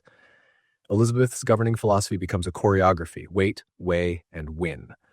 Call it prudent improvisation, a politics that treats time as an instrument, factions as fuel if mixed carefully, war as a last lever, and appearances as affordable armor. She will make a creed that offends everyone just enough to keep them in church. She will spend little, listen long, and strike late. Start with the craft because it is formidable. The Elizabethan settlement, act of supremacy, act of uniformity, threads a needle, a via media that restores royal supremacy, English liturgy, and a book of common prayer polished to offend Catholics and Calvinists in equal doses, but not enough to force a revolt at once. She grants latitude in belief while insisting on unity in practice. Kneel together, think apart. It is not theology, it is statecraft wrapped in psalms. Her court becomes a laboratory where rivalries are managed like chemical reactions. Cecil, Burghley, the architect of policy, Leicester, the stage manager, Walsingham, the spider of intelligence, later Essex, the cautionary tale. Patronage flows in draughts, never rivers. Favorites are kept hungry so they remain useful. Monopolies are distributed as political currency, and when the Commons mutters, recalled with a golden speech that flatters the nation into forgiving her. She keeps ministers long and quarrels with them privately. She tolerates competence over ideology. She demotes loudly only when theater will teach others to behave. War is not avoided, it is rationed. She fights by proxy when she can. Letters of marque to Drake and Hawkins, subsidies to Dutch rebels, half-help to Huguenots, and directly when she must. Tilbury in armor to face an armada that the wind will finally adjudicate. She resists entangling declarations, counts ships, mints patience, and lets weather, fireships, and logistics do work that sermons would have botched. She chooses seamanship over crusade, harrying over holy war, and spends treasure as if each pound were a promise to tomorrow's poor. She reforms poor relief from parochial custom to national habit. The poor laws grow teeth and structure. Local overseers, compulsory rates, distinctions, cruel ones, between deserving and sturdy poor. She guards the coin, cautious debasement reversals, thrift that nauseates courtiers, debt management that keeps the crown from begging one man and therefore belonging to him. She tends culture without mandates. A theater world blooms because the queen does not fear it. The realm, exhausted by doctrinal whiplash, learns a new rhythm. Quarrel softly, plant hard, sing loud. Now the shadow cast by all that light, the flaws born of prudence and its limits. Flaw 1, delay becomes doctrine. Waiting can be wisdom, it can also be policy drift. The settlement freezes compromise into orthodoxy, enough ritual to anger reformers, enough reform to scandalize Catholics, no mechanism to evolve with conscience except royal mood. The Queen's caution about fur change cements confessional identities that harden into later civil wars. Prudence calms the present by mortgaging the future to arguments she refuses to host. Flaw 2. Outsourcing violence. Privateers cloak piracy. The Crown counts their takes. Violence is pushed to sea and to Ireland, where prudence at home reads as brutality at the periphery. Munster scorched, Ulster prepared for plantation, famine as a tactic, martial law as grammar. The realm learns a habit: Keep English hands clean by letting sponsored irregulars do the dirty work out of sight. That habit will come home later wearing red coats and apologies with ledgers. Flaw 3. Surveillance as normal.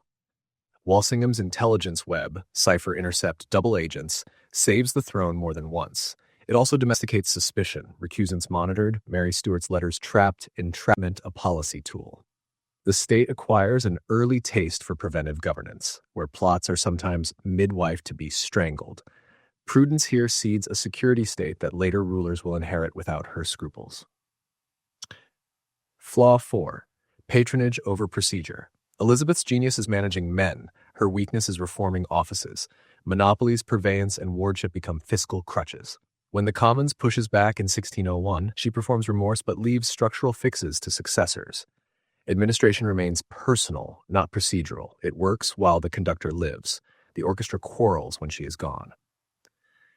Flaw 5. The price of public peace. The poor laws are better than alms by whim. They are also disciplinary. Vagrants whipped, workhouses embryonic and harsh, sturdy beggars criminalized. Enclosure accelerates, commoners are displaced, stability is purchased by policing the poor, not by redesigning the rural economy. Prudence in finance means underinvestment in deep reforms, land, tenure, education, that might have immunized England against later convulsions. Flaw 6. Succession by hope. She performs ambiguity like an art. The realm guesses at heirs. Courtiers build factions whose policies are investment vehicles in a coming regime. Ambiguity keeps rivals dependent. It also paralyzes long-horizon policy. In the end, James VI slides onto the throne with elegant informality and brings a theory of kingship Elizabeth did not share. Prudence postponed the succession question until the philosophy changed with the person. Flaw 7. Clemency's edge. She is sparing where predecessors burned, yet when she kills, it is irreversible politics. The execution of Mary, Queen of Scots, delayed, denied, then done, removing a symbol but welding Catholic grievance to a martyrdom story. Prudence deferred. When it moved, it hardened the confessional map. Flaw 8. Empire and seed. Charter companies, Muscovy, Levant, East India, are prudent instruments, risk off the crown's books, profit potential enormous, diplomacy privatized. They are also constitutional bombs set to explode later. Delegated sovereignty, private armies, law as contract clause. Prudence invents corporate empire and pretends it is only trade. What to keep from her and what to repair, so prudence becomes more than theater. Keep delay as tool, ban delay as creed. Build procedures with clocks, statutory reviews of religious settlement, commissions with lay, clerical, and dissenting voices, sunset clauses on emergency powers. If waiting helps, make waiting transparent and finite, not personal and endless. Keep the via media. Deepen the floor. Maintain a broad church of civic belonging, but anchor it in rights, not royal temperament. Freedom of conscience, restrained establishment, no tests for office beyond the Constitution. Let practice unify where belief cannot, but make the minority safe by law, not by a queen's wink. Keep intelligence, domesticate it.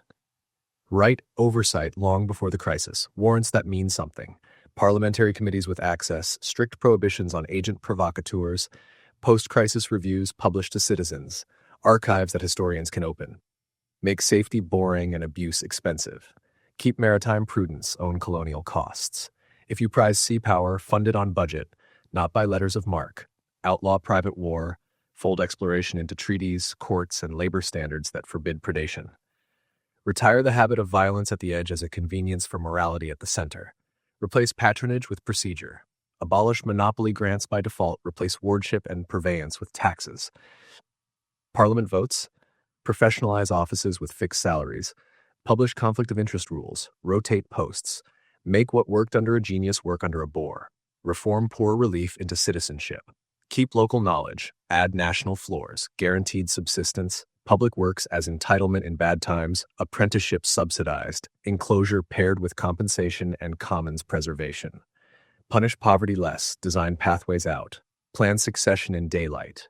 Codify the process, designation requirements, regency law, oaths to office not person, contingency elections if the line fails, limits on foreign influence in the transition.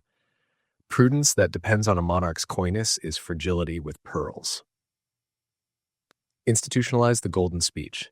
Make ministerial accountability a calendar event. Annual addresses that answer petitions of grievance, commit to statutory fixes, and deliver line-by-line responses. Applause without law is honey on a stone. And keep her hardest lesson: spending is a philosophy. Elizabeth survived because she treated coin as consent stored in metal. Do the same with debt and data. Never hide the bill. Never buy applause on credit you cannot name. Publish the ledger. Teach the public to read it.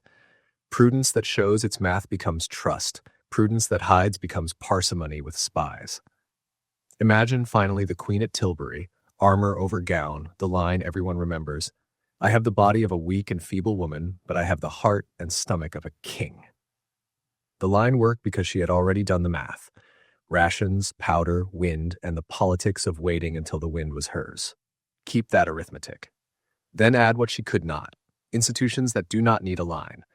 Let prudence live in rules, not only in a ruler, in budgets, not only in a brow, in rights, not only in rhetoric. Then the nation can afford to be brave without waiting for a queen to tell it how. Catherine the Great, enlightened absolutism. Begin with a letter and a coup. A princess from Anhalt-Zerbst reads her way into Russia, baptizes herself into orthodoxy, befriends the guards, and replaces a careless husband with herself. From that first act, Catherine frames a philosophy, reason, but centralized. She will rule as if Montesquieu could wear an imperial diadem. She will graft enlightenment onto autocracy and call the tree civilized. The thesis is seductive. The people need light. Light travels fastest from the top. Start with the brilliance because it dazzles on contact. She writes the Nakaz Instruction in 1767, a manifesto for legal reform that quotes Montesquieu and Beccaria like scripture, denouncing torture and arbitrary power, praising law's clarity, flirting with the separation of powers while keeping the crown unblushed. She convenes the Legislative Commission, a national talkathon of nobles, townsmen, Cossacks, and state peasants to advise on a new code. The commission does not finish a code, but it invents a public vocabulary. Minutes, memorials, delegates, arguing about rights and duties under imperial eyes. She reorganizes the state with the provincial reform of 1775, dividing the empire into guberni sized by population for manageable administration, spawning courts, prosecutors, and schools, and introducing a layered judiciary meant to make justice something you could find without a pilgrimage. She issues the Charter to the Nobility, 1785, giving elites corporate rights and legal protections against arbitrary arrest and confiscation, and the Charter to the Towns, cataloging urban estates and granting city self-administration. She encourages printing presses, allows private publishing, and sponsors translations. She founds Smolny Institute for Noble Girls, the first state school for women in Russia. She promulgates a national school statute, 1786, to seed primary education through district schools. She corresponded with Voltaire, parleyed with Diderot, bought the encyclopedia when France grew squeamish, and turned St. Petersburg into a salon with uniforms. She governs as administrator-in-chief. Potemkin, her great partner, builds fleets on the Black Sea, designs new ports, colonizes steppe lands, and coaxes settlers, Germans, Greeks, Armenians, Old Believers, into border regions to anchor them with plows and churches. Crimea is annexed. Novorossiya is plotted with straight roads and straight lines. She splits Poland with her rivals, brutal geopolitics dressed in talk of Polish disorder, and brings millions more subjects under the double-headed eagle. She perfumes expansion with toleration. Islam has muftis on imperial payroll. Jews are sorted into estates and corralled into a pale but largely left to their communal law. Old Believers receive breathing room after generations of harassment. She is not a liberal. She is an optimizer. Then the undertow. The central flaw is not hypocrisy. It is the philosophical bet of enlightened absolutism itself, that reason can be centralized without being shared, that rights can be curated without being owned, that law can be for all, when its authors answer to none. Catherine's radiance is real. The shadow is structural. Start with serfdom, the empire's operating system. Catherine expands the number of crown lands, but also grants vast estates to nobles and favorites, along with the souls attached to them. After the Ukrainian hetmanate is absorbed and privileges rescinded, former Cossack lands are folded into a nobility that now owns people more deeply than before. The charter to the nobility that enshrines elite protections entrenches serf power. Nobles become a legally privileged corporation. Serfs remain property for labor, subject to sale, conscription, exile to Siberia, corporal punishment, and eviction. Catherine contemplates limited reforms. Her nakaz condemns torture, yet the estate system, the legal caste architecture, hardens. The explosion comes. Pugachev's rebellion, 1773-75, a peasant, Cossack uprising fueled by tax burdens, military conscription, frontier resentments, and the daily theater of noble impunity. It is crushed with pitiless force. The consequence is psychological and political. Catherine's earlier flirtation with relieving serfdom recedes. Security becomes the syllogism. Enlightenment is curated and censored. The Legislative Commission is never reconvened. The top learns a lesson that haunts centuries. Consult, but do not concede. Instruct, but do not redistribute. The Legislative Commission itself exposes another flaw. Representation without power teaches a dangerous habit. Talk is theater. Delegates speak, report, dine, and depart. Noble complaints are heard. Peasant voices are filtered through state peasants, not private serfs. What results is catalog, not code. The empire has a transcript. It lacks a social contract. When words do not dent the world, cynicism learns to dress like loyalty. Her celebrated toleration is administrative, not equalizing. Muslims keep mosques and courts, Jews keep kehilot, old believers get licenses, but all remain second class in a schema built by a state and confession. Uniformity of bureaucratic process coexists with hierarchy of status. Diversity is domesticated, not emancipated. Her patronage of letters runs on strings. She buys Diderot's library and pensions him. She also censors, softly first, then sharply when the French Revolution breaks the spell. Novikov, the publisher-philanthropist, is imprisoned. Radishchev is exiled for writing about serfdom's cruelties. French émigrés are welcomed as human warnings about democracy. Jacobins are the new plague. Enlightenment becomes museum piece under glass, admired and guarded. The Empress now filters not only books, but moods. The philosophy did not collapse, it ducked. The charter to the towns modernizes urban corporate life, yet freezes it. 6 ranked categories: merchants, guildsmen, artisans, foreigners, eminent citizens, townsfolk, each with its own book and privileges.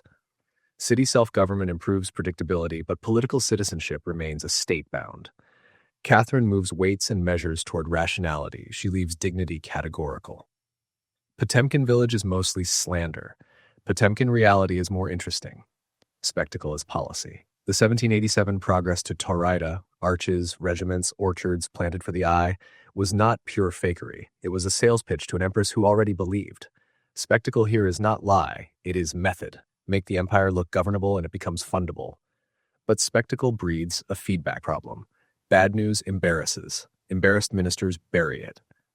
An autocracy that loves good theater trains officials to curate truth. Her foreign policy is muscular and often brilliant. Crimea, Black Sea Fleet, Greek project fantasies, partitions of Poland. It also imports millions of new subjects at a stroke without co-designing their standing. Poles receive confessional and estate complexities under a new sovereign.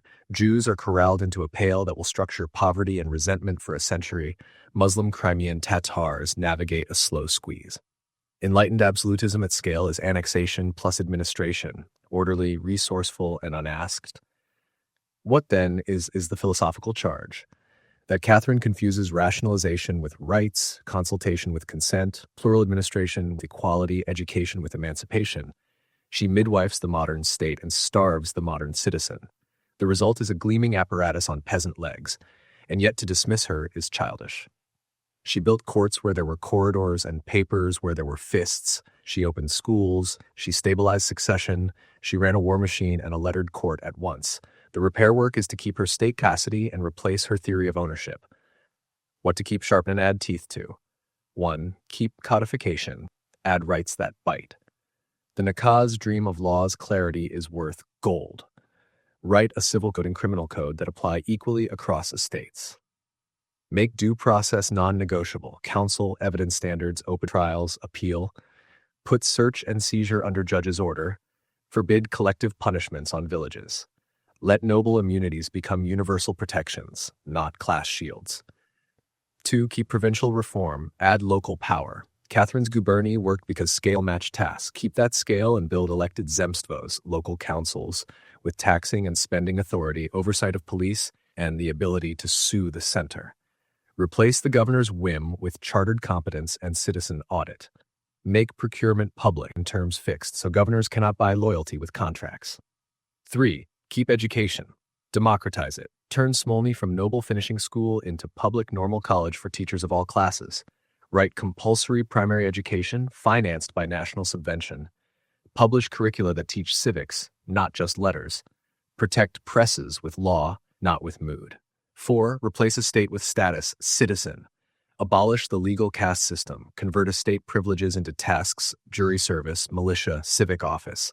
Make town charters organize functions, trade, sanitation, schooling, rather than ranks. Draft a municipal code that grants all residents voice in city councils, regardless of guild or origin. 5. Keep plural administration. Upgrade to equal protection.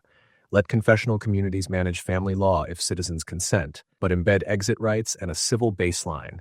No child marriage, equal inheritance possibilities, no religious tests for public office. Replace jizya-like asymmetries with progressive taxes blind to creed. Outlaw residential restrictions that manufacture ghettos. If you will centralize equality. 6. Unfreeze consultation. Resurrect the Legislative Commission as a bicameral legislature with budget power, oversight, and staggered terms. Reserve to the Crown a suspensive veto only. Let statutes require public posting and comment. Oblige ministers to answer petitions in time and in writing. Consultation that cannot bind is pedagogy for servility. 7. Replace spectacle with audit. Fund statistics offices independent of ministers. Publish mortality, prices, grain stocks, school attendance by district. Tie gubernator pay to measures you cannot paint. Teach the court to see with tables and inspections unannounced. A Potemkin orchard is useless when the frost comes. 8. Dismantle serfdom legally, not rhetorically. Phase emancipation with land, credit, and courts. A. Personal freedom now. B. Redemption payments capped, amortized, and forgivable on bad harvests. C. Peasant assemblies with standing to sue landlords. D. Labor mobility by right. E. Ban corporal punishment by private hands. Pair with agrarian extension services and co-op credit to prevent instant re-enslavement by debt. 9. Tolerate speech that can bite you. Protect printers by law. Narrow censorship to incitement of immediate violence. Allow political satire and pamphleteering. Open archives on delay. If enlightenment can be bought, it can be returned. If it can argue with you, it can stay. 10. Reform the military colonial hinge. Colonization without consent yields centuries of embers. Convert settler incentives into municipal charters with minority vetoes, land courts, and treaty obligations that require compensation for expropriation. Integrate border forces under civil authority with complaint boards locals can reach. 11. Make succession procedural. Keep the crown strong if you insist, but write transparent succession and regency law. Bind the guard with oaths to constitution. Forbid palace coups with amnesties that evaporate if used. A throne that depends on grenadiers' mood cannot sustain rights. 12. Align elites with growth, not rent. Transform noble privilege into taxable corporate form. Income from land is income, not exemption. Offer state bonds for nobles to hold in place of serfs. Reward industrial investment with depreciation, not immunity. Turn elite status from a license to command bodies into a duty to risk capital. 13. Teach the court boredom. Institutionalize cabinet minutes. Conflict of interest declarations, asset registries for ministers, annual grilling before an elected chamber. Rulers enamored of brilliance need procedures that survive dull successors. That is the real Potemkin fix. Swap facades for forms. Self-tests for an empire tempted by Catherine's mirror. Is the law clear to the peasant who cannot read? And does it protect her from the man who can? Does consultation change outcomes or pleasantly catalog them? Can a book criticize you and remain in print? Does a Jew or a Tatar or an old believer have equal access to a court that answers to no priest? Can a noble lose to a peasant in court and keep his estate? If a district's grain fails, does data reach you faster than flattery? Catherine's wager, light from the top, won decades of order and a reputation for civilization in a hard neighborhood. It also trained generations to think that light without ownership is enough. The tragedy is not that she loved Voltaire and censored Radishev, it is that her system could do both without blushing. Keep her will to codify, to teach, to pave, to correspond with minds brighter than courtiers. Then finish the sentence she began. Reason is not a crown, it is a right. Give it teeth in courts, clocks in councils, exits from communities, land under freed feet, budgets that print in plain Russian, and a throne that counts itself amendable. Do that, and great stops being an adjective for one sovereign and becomes the habit of a people.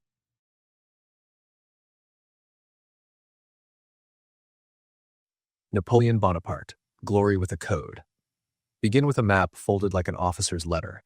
A small island childhood, a revolution that eats calendars and kings, a young artilleryman who sees angles where others see smoke. Napoleon's philosophy arrives as a twin engine. Glory to mobilize a nation, code to stabilize it. He believes a state can be made legible enough to run at speed, and a people can be made loyal enough to march at dawn. Merit over pedigree, law over whim, mobilization over drift, then let results consecrate everything. Start with the brilliance because half the world still runs on it. The Civil Code of 1804, the Napoleonic Code, compresses custom and decree into a portable logic. Equality before the law for men, religious toleration under a secular state, property rights with clean title, civil marriage and civil divorce unequal but secular, contracts as the grammar of ordinary life. No more patchwork of feudal jurisdictions. One book you can carry from Lille to Lyon, from Milan to Mainz, from Antwerp to Algiers. Judges are tamed into appliers rather than inventors. Administration gains a metronome. He rationalizes administration like a general drawing supply lines. Prefects and departments answer to the center. Cadastres map land for taxation. Cour des comptes, Court of Accounts, audits. Lycées train a merit elite. Grandes écoles multiply engineers. A national baccalaureate says talent can be examined and certified. The Bank of France steadies finance. The franc germinal stabilizes money. He builds roads, canals, bridges, arches, works that turn sovereignty into stone and payrolls. He rewrites church-state relations with the Concordat of 1801, reconcile with Catholic France without restoring clerical rule. The state nominates bishops, priests are salaried, worship is free, the altar depoliticized. It is a peace with incense that keeps sovereignty secular and parishes quiet. He makes meritocracy a marching song. The Légion d'honneur pins dignity to deeds. Promotion flows to those who deliver. Noblest empire is earned, in theory, by service, not birth. He invents plebiscitary legitimacy. Ask the nation yes-no questions whose answers are swollen by theater but still mean something. Consul for life, emperor, each step draped in a story of necessity. And the army's operational art turned into a school. Corps that can march and fight independently, then converge like a closing hand. Logistics that live off magazines rather than miracles. Mass conscription channeled through training, drill and doctrine into speed. Austerlitz is proof by geometry. Jena is proof by tempo. Wagram is proof by endurance. Europe's thrones become chairs in a room where he moves the furniture at will. He abolishes serfdom where he needs supply, exports code where he needs obedience, spreads the rumor that careers open to talent is a law of nature. Then the bill not as footnote but as philosophy, permanent emergency. Glory eats peace. The same engine that rationalizes courts converts budgets into canon and law into leverage for mobilization. The prefect who audits also polices. The code that secures property also secures property for the regime. Plebiscites become applause meters. Meritocracy becomes personal patronage with exam results. The model is elegant and sleepless. A nation that works like an army in peacetime and an army that works like a nation in war. Start with the code's shadow.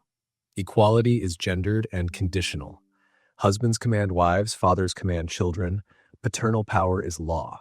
Divorce is civil but asymmetric. Adultery is criminalized unequally. Women's property rights are narrowed. Guardianship chains to male heads. Equality before the law is a male noun. The revolution's brief experiments in women's clubs and economic autonomy are domesticated. A modernity is born with half its citizens filed under someone else's name. Add the police state. Centralization feeds surveillance. Fouché and Savary build networks of informers. Newspapers are pruned to a bouquet you can count on one hand. Presses are licensed. Juries are managed. Trials of political enemies happen in special tribunals. Exile and imprisonment are tools not just for traitors but for inconvenient patriots. The code restricts judicial creativity, which is good for predictability and bad for liberty. when the text is wielded by a regime allergic to dissent. Colonial morality cracks. In 1802, slavery, abolished by revolutionary decree, is reinstated in French colonies. Toussaint Louverture is kidnapped.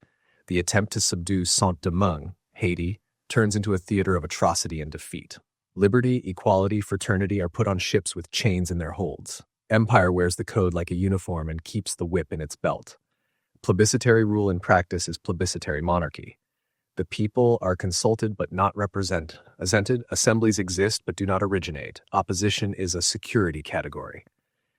Legitimacy flows from victory and order, not from a standing grammar of dissent. This works until it doesn't. Then the state has no way to climb down because climbing down looks like defeat. The continental system, economic blockade against Britain, is strategic logic turned into continental hardship. Ports die, smugglers thrive, allies seethe, armies requisition, peasants pay. Dirigism at imperial scale reveals a fixed fact. Coercive integration breeds evasive economics. Rather than binding Europe, it trains it to cheat you. War as worldview devours the future. The levée en masse becomes grinding conscription. 1790s fervor hardens into 1810s fatigue.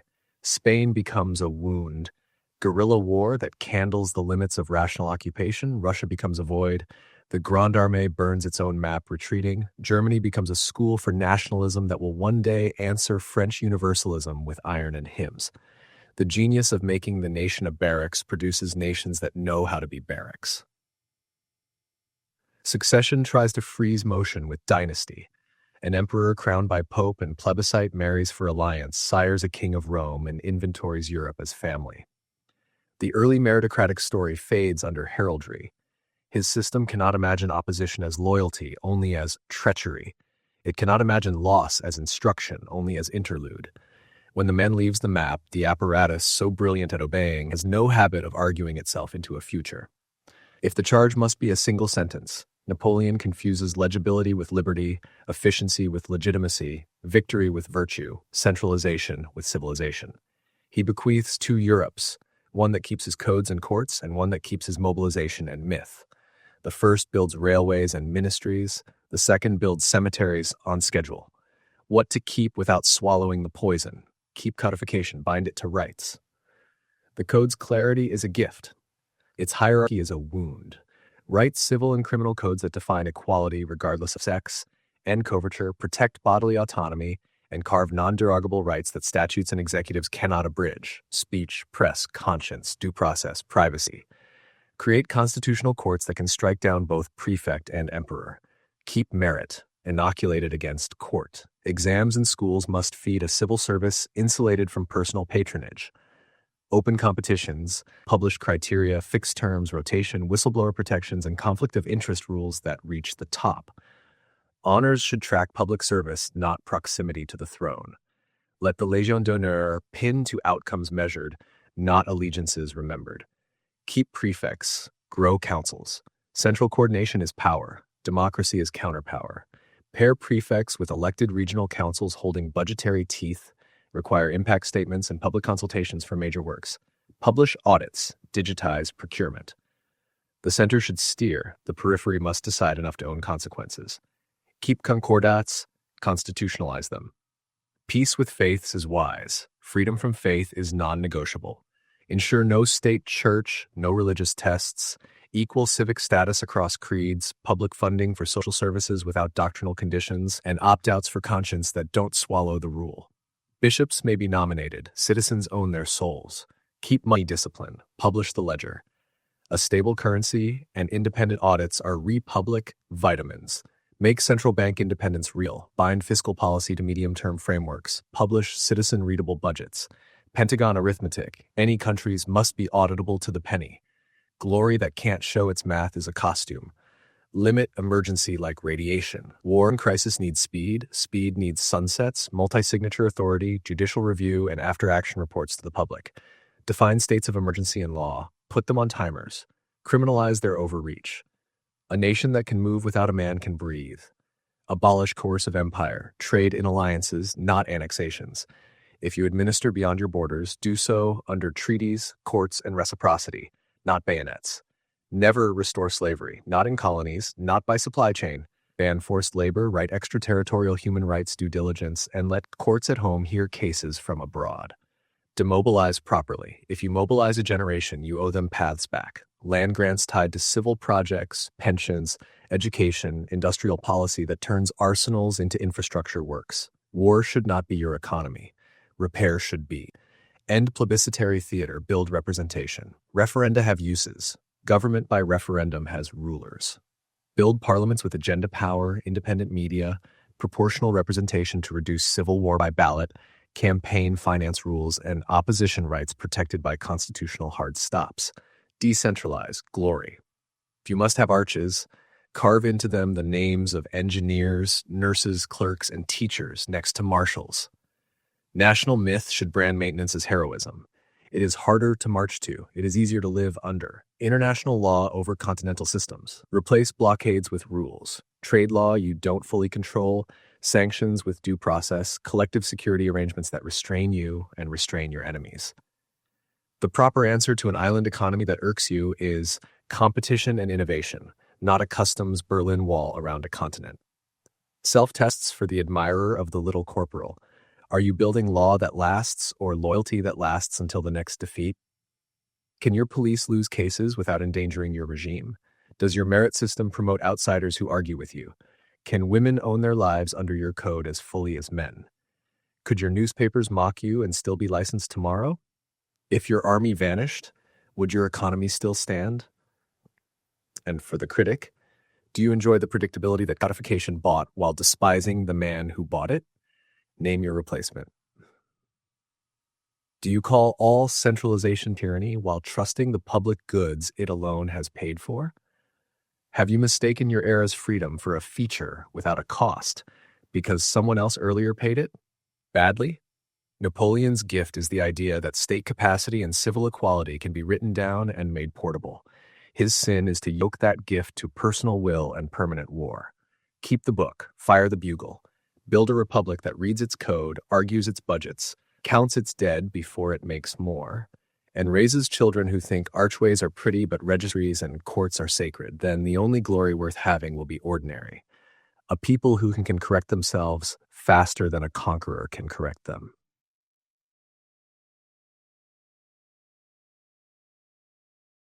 Abraham Lincoln, Necessity with a North Star. Begin with a fracture. The Constitution as written cannot survive the Republic as lived. The Republic as lived cannot survive the sin it hides. Lincoln enters with two sentences braided into one rope. Preserve the Union, bend it toward its promise. He will govern by a philosophy of necessity.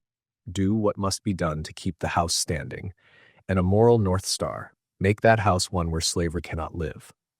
He will stretch powers until they sing and insist the stretch is medicine, not habit. He will pray with one hand and sign with the other. Start with the genius, because a country is still here to argue about it. The Union cause is not a clerical matter. It is a metaphysical one. If self-government breaks on first contact with defeat at the polls, then ballots are just soft bullets. Lincoln makes this the frame. The war is not for a policy. It is for the possibility of policy at all. He turns constitutional silence into operational permission. Blockade declared before Congress can convene, habeas corpus suspended along critical rail lines, militia called, funds drawn. He stacks emergency on emergency and then marches them back under statutes soon as he can. The aim is plain. Speed first, legality next, legitimacy overarching both.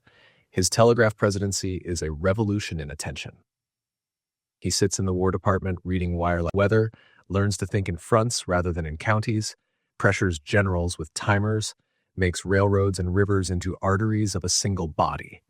He can be patient, McClellan, until patience comes policy drift. Then he can be pitiless, Grant, Sherman, because he has decided that war must end, not simmer. Strategy is moral arithmetic. Shorter cruelty prevents longer horror. He does politics, not just war. He keeps border states with care and contradiction. Gradual emancipation proposed with compensation. Delaware curded, Kentucky held by interpretation of necessity. He makes coalitions inside the party and across it. Radicals kept close enough to whisper, conservatives kept close enough to vote. He invents mass persuasion by letter and speech. The Cooper Union Address that disarms Northern conservatism, the first inaugural that begs the South to read him, The second inaugural that reads the nation to itself, with malice toward none, with charity for all. A sentence that feels like a ceiling we haven't touched.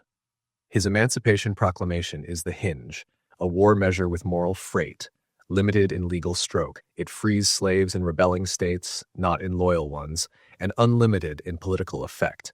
It makes the war's victory inseparable from a slaveholder's defeat. It licenses black enlistment, nearly 200,000 serve.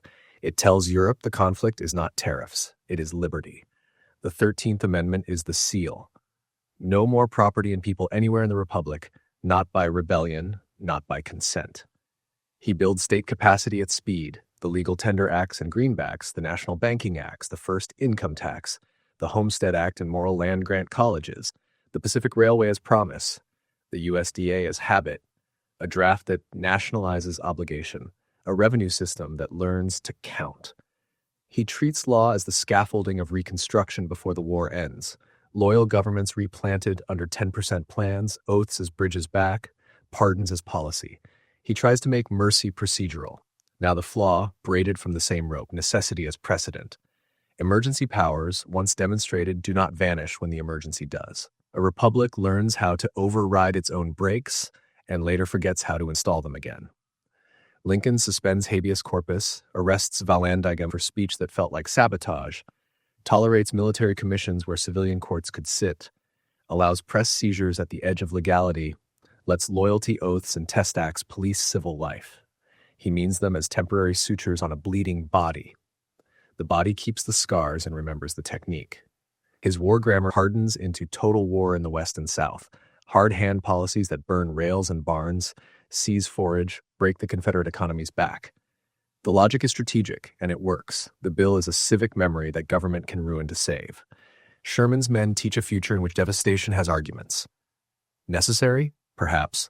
Portable? Guaranteed. His emancipation is magnificent and incomplete.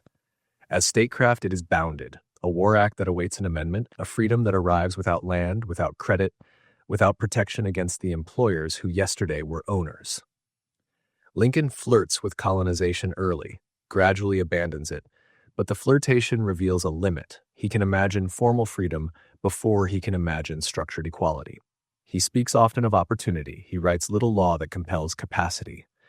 He dies before his reconstruction can be tested. What we have is a map with blank squares. But in the squares, you can read a tendency. Amnesty faster than redesign, charity faster than justice with teeth. His Union First cadence buys time and costs truth. He must deny that the war is about slavery to keep border states. He must affirm that it is about slavery to keep Europe at bay and radicals inside. The rhythm is clever and necessary. It trains a republic to speak two languages, principle and prudence, without always knowing which is which. The country learns to mean well later. His racial imagination evolves genuinely, but too slowly for those under the lash. He grows from colonization pitches to black citizenship arguments, from caution on black suffrage to public endorsement for limited black suffrage near the end, the very intelligent, and those who have fought gallantly. The curve bends, the clock disagrees. Philosophy that depends on personal growth dies with the person. His 10% plan is conciliation as policy, lenient reentry for states with a tenth of voters swearing loyalty, few hard guarantees for the freed people beyond freedom itself.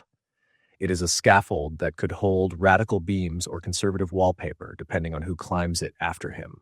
He intends gradualism toward full citizenship. History supplies Andrew Johnson. Necessity achieved peace. It did not lock in justice. Under necessity, corruption also learns a language, not the cartoon kind, though war contracts and substitutes sold were real, but the moral bureaucratic kind, tolerating provost courts that are nobody's peers, permitting loyalty inquisitions in civil offices, excusing violations because the cause is pure. A republic that does emergency well must be taught to blush afterwards. Lincoln is too busy winning to right the recoil. What to keep from him without repeating the injury? Keep necessity. Put it on a clock. Define states of emergency in law with objective triggers, multi-branch activation, strict scopes, and hard sunsets that require affirmative renewal by the legislature. Build post-emergency audits with public reports, damages where rights were wrongly infringed, and judicial review that tightens future use. Teach the state to apologize on schedule. Keep the North Star. Legislate its light. Do not leave rights to proclamations justified by war clauses. Write constitutional guarantees that Congress and courts can enforce when the mood sours. Racial equality, birthright citizenship, vote protection with administrable standards, access to counsel, habeas that cannot be suspended except under the narrow triggers above. Make emancipation not a gift, but a guardrail. Keep coalition craft, outlaw two-facedness where it harms. Politics is timing, ethics is floor. Draw a line between rhetorical prudence and policy doublespeak by requiring impact assessments published in plain language. Who benefits now, who pays now, who is promised later. Prudence may bend the story, it may not erase the bill. Keep hard war's lesson, narrow its zone. Codify distinction and proportionality in domestic law and military doctrine. Write domestic non-combatant protections into statute with criminal penalties. Strengthen compensation mechanisms for civilian loss. Bind the executive to report destruction metrics during operations. Make the next Sherman count what he burns and prove why. Keep capacity. Decentralize the grip. Greenbacks, banks, rail, land grants, these are the bones of modern government. Pair them with independence. An insulated central bank, statistical agencies that outlive presidents, appropriations that cannot be diverted by executive memo, inspectors general with tenure. Make speed repeatable without charisma. Keep persuasion, prize candor. Lincoln's letters and speeches dignified disagreement. Repeat that. With opposition rights in legislatures, agenda time, subpoena power, media protection that survives war, and free speech carve-outs so tight they squeak. Arrest speech only when it is incitement to imminent violence. Write this standard in a way a corporal can understand. Finish emancipation with material. Freedom without land, credit, schooling, and safety is a legal weatherport. Build Reconstruction into restoration. Titles cleared for the freed, land access, purchase, lease, cooperative commons, credit unions, public education with equal spend, civil rights enforcement with federal jurisdiction, and jury access that breaks local vetoes. Do not let mercy drown redistribution where redistribution is justice. Put Reconstruction on rails, not on saints. Design the terms of return ahead of time. Representative thresholds, rights protections that are judiciable, purge rules for insurrectionists with appeal, and federal guarantees, troops, marshals, monitors, that leave after institutions prove they can protect the vulnerable without them. Do not trust time to civilize. Trust design. Constitutionalize the telegraph habit. The modern equivalent is data. Keep central situational awareness. Counterbalance with privacy and federalism. Ban dragnet domestic surveillance without probable cause. Require warrants. Publish transparency reports. Let states innovate within rights floors. Measure outcomes publicly to prevent court-pleasing numbers from replacing truth. Memorialize remorse. Lincoln's second inaugural is a blueprint for civic penitence. Acknowledge sin without distributing it to enemies. Accept shared debt. Fund the repair. Build national days of accounting where agencies publish harms caused, not just metrics met. Fund victim compensation as part of ordinary appropriations. Make apology a tool, not a headline. Self-tests for a republic that reveres Lincoln. Can you turn off the tools necessity taught you to use? Does your emancipation have budgets and bailiffs, or only plaques? Can an opponent speak ugly and walk home? Do your audits cut into your own power? Can the poorest point to a statute that protects them against your convenience? If your best person dies, does your best policy survive? Self-tests for his critics. Do you demand he do 1864 with 2025's hindsight? Name a contemporaneous alternative that saves the Union and frees the enslaved faster with fewer corpses. Does your allergy to emergency imagine a paper constitution that bleeds no ink? Show how it fights armies. Lincoln's greatness is not sainthood. It is a discipline. Choose the hard necessity that serves the star, reject the easy necessity that eats it. The flaw is baked into the virtue. Emergency works. The repair is to make emergency safe and to fuse liberty not to luck and character, but to institutions a coward could run. Keep his courage, keep his sentences. Then add what he could not in time. Land and law for the freed clocked emergencies, opposition with rights, reconstruction that builds more than it forgives. If you do, the house he saved will be the house his star asked for, not just indivisible, but indivisibly just.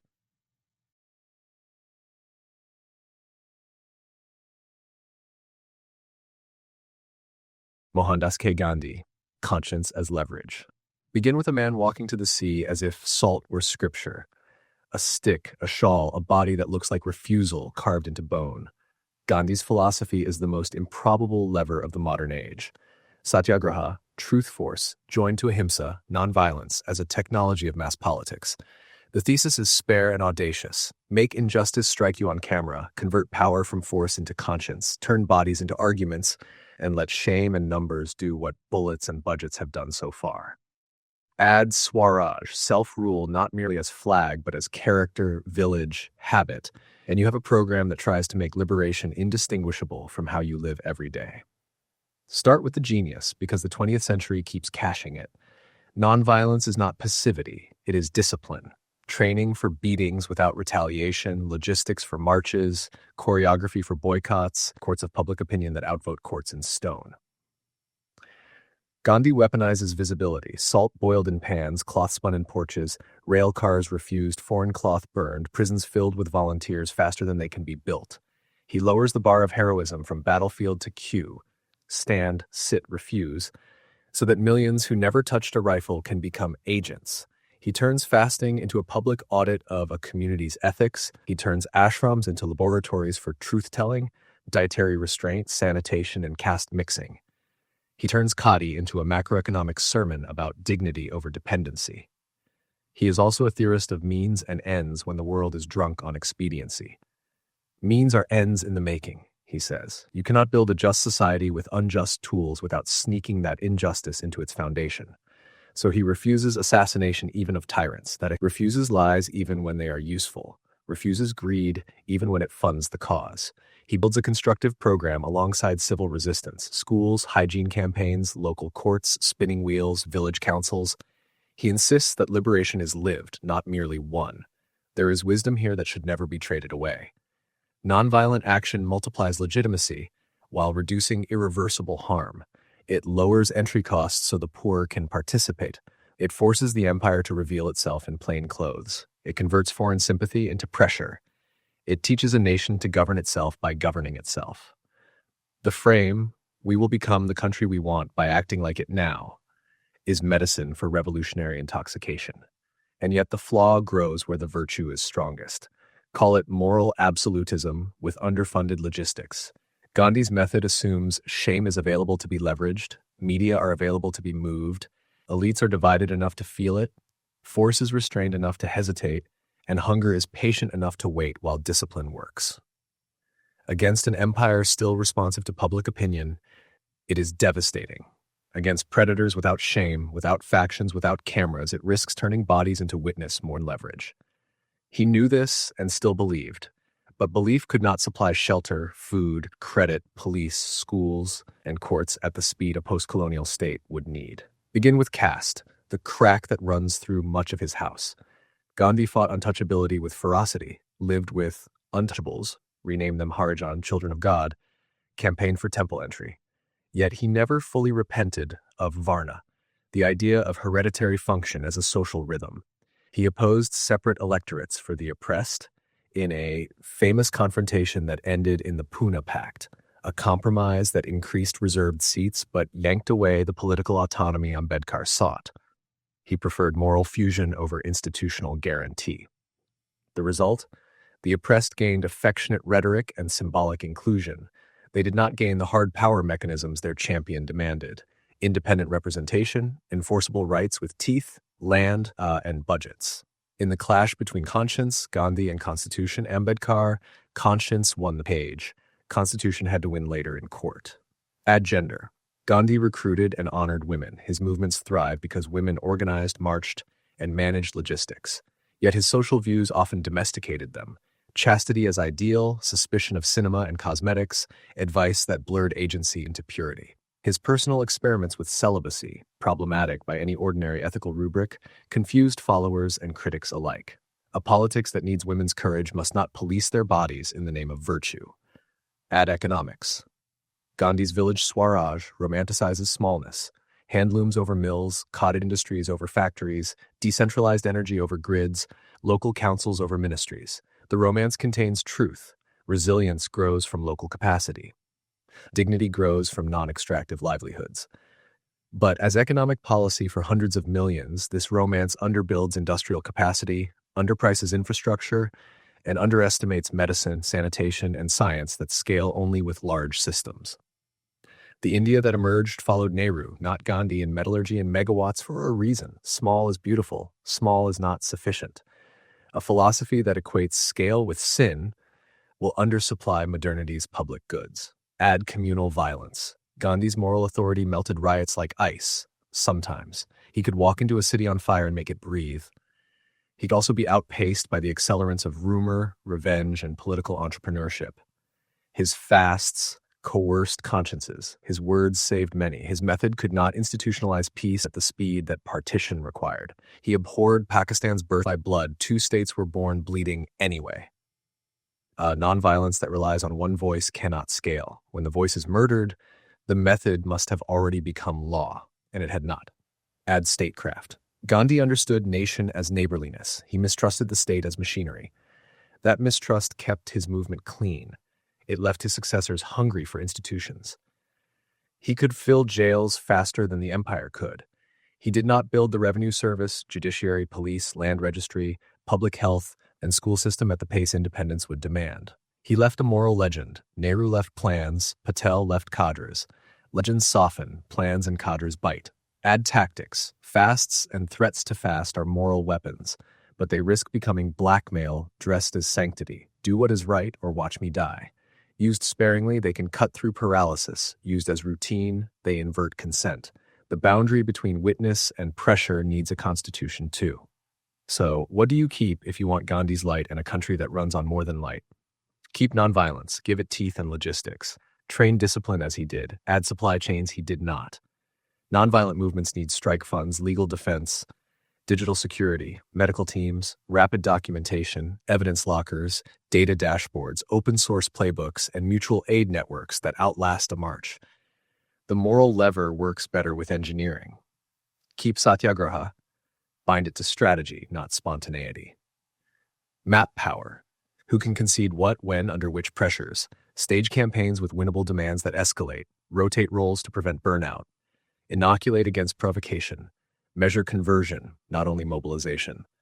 Build coalitions that include unions, farmers associations, student groups, faith communities, and the board middle who decide outcomes in silence. Keep constructive program. Scale it.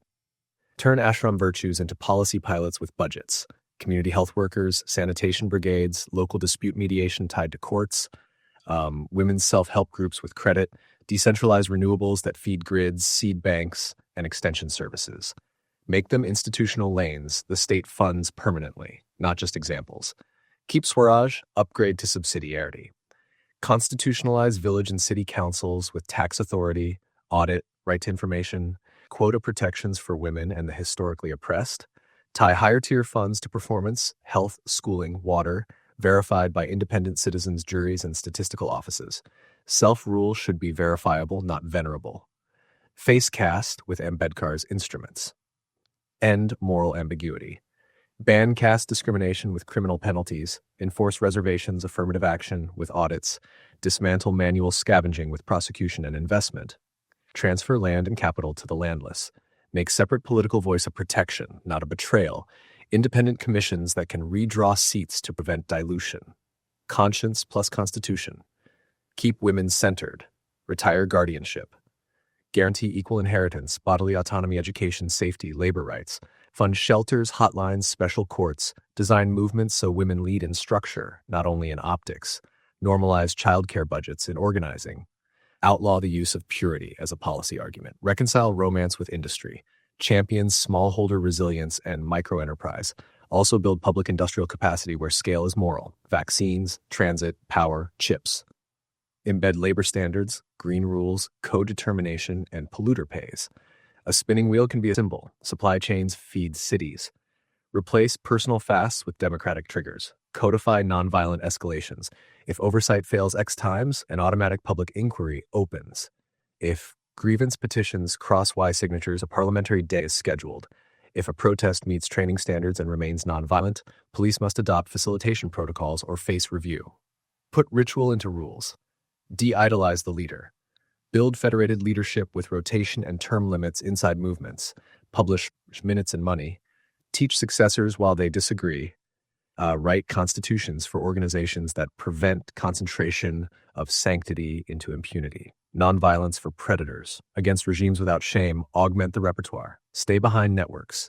Secure communications. Diaspora pressure. Targeted economic campaigns. Sanctions design that harms elites, not publics. Protective accompaniment for threatened communities. Underground railroads to safe jurisdictions. Documentation pipelines to courts with universal jurisdiction. Keep the refusal to kill. Keep people alive. Partition-proof peace. Translate Gandhi's riot-stopping charisma into institutions. Early warning systems, local peace committees with budget, cross-communal schools, media standards against incitement, hotline protocols for rumor control, fast-track prosecution for organizers of violence, victim compensation that pays in days, not years. Measure means as ends. Publish movement ethics dashboards, ratio of women in decision roles, funds to bail medicine, incidents prevented, violence averted, policies conceded, accept external audits. If means are ends, count them. Self-tests for Gandhi's heirs. Does your nonviolence lower harm and raise leverage, or only raise witness? Are the oppressed designers of your strategy, or only images in it? Do you have money, lawyers, medics, and data, or only moral clarity? Can the movement survive your best person's death? Are you curing caste with law and budgets, or soothing it with names and visits? Do women decide, spend, and command everywhere? And for his critics, is your alternative to nonviolence credible for the poor who will do the dying? Does your realism include the after, courts, schools, police that won't hunt yesterday's enemies? Have you measured how often nonviolent campaigns win more durable concessions at lower human cost? Gandhi proved that conscience is a power source. His flaw was to think it could be the grid. The repair is not to trade the lamp for a gun. It is to wire the lamp into institutions, budgets, rights, and plans that carry light past the reach of any man's shadow. Keep the salt, the shawl, the refusal to strike back. Add warehouses, laws, and 1,000 hands that know what to do when the cameras leave. Then conscience stops being leverage only in a crisis. It becomes the current that keeps the country on.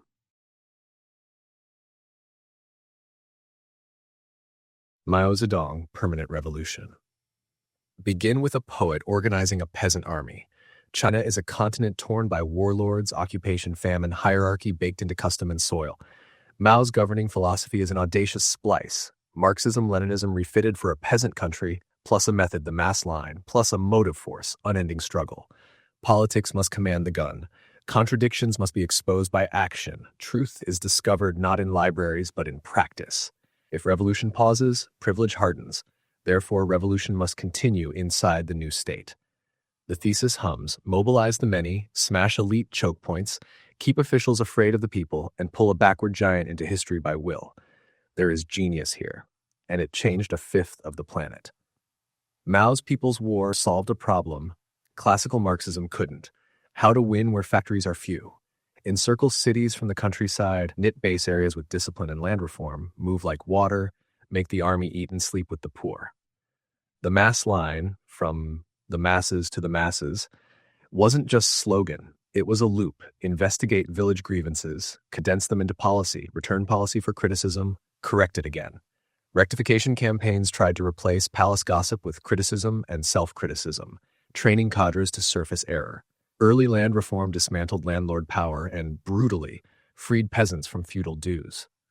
The marriage law struck at arranged marriage and concubinage. Literacy and patriotic health campaigns pushed life expectancy upward over decades. Sovereignty was consolidated, warlordism ended. In a century of humiliations, the CCP under Mao built a state that could not be carved. He had a knack for mobilization as production. When roads were scarce, he moved hands. Irrigation terraces, dikes, reforestation, mass inoculation. When money was short, he minted meaning, songs, little red books, rituals of equality. He grasped what many technocrats forget: spirit matters. Organization and morale can lift output where machines are missing.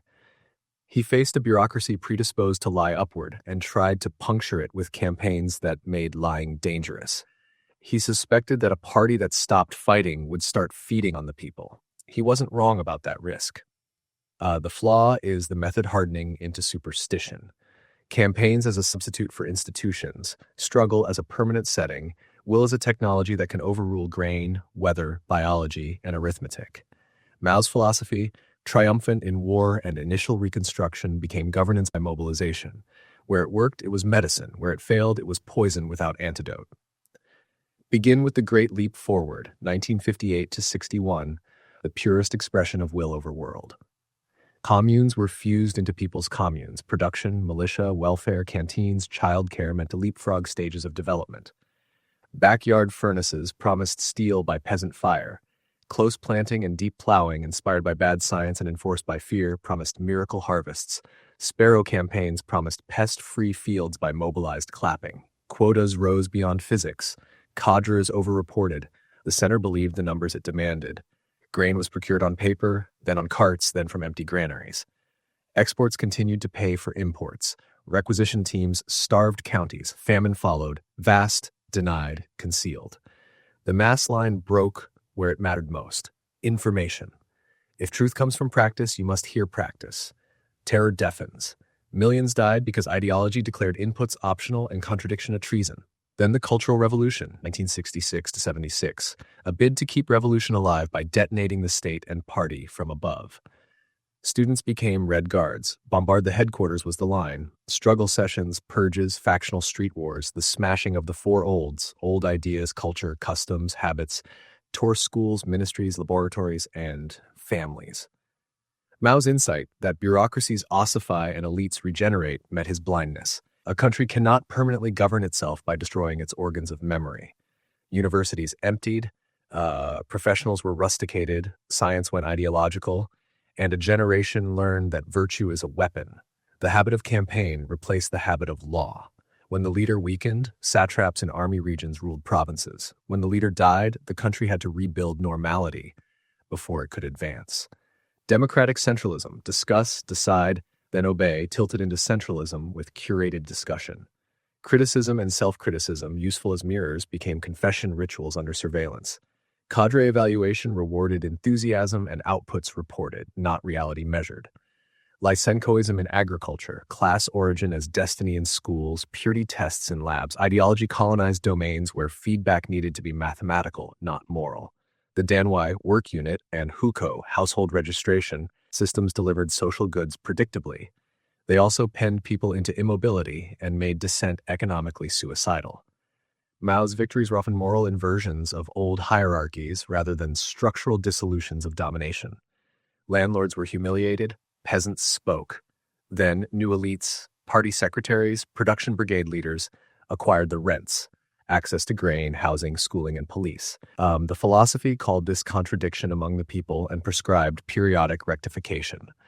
But rectification without independence of courts, press, statistics, and associations is theater with victims. Add geopolitical choices, Sino-Soviet split, a principled refusal to be a junior partner and a wager on ideological purity, left China isolated during critical development years. U.S. rapprochement late redeemed the isolation, but the cost of earlier autarky was paid by households. Even successes, land reform, women's legal equality, mass literacy, eradication of some epidemics, and industrial base, were achieved under a variance that included calamities no philosophy should be able to justify.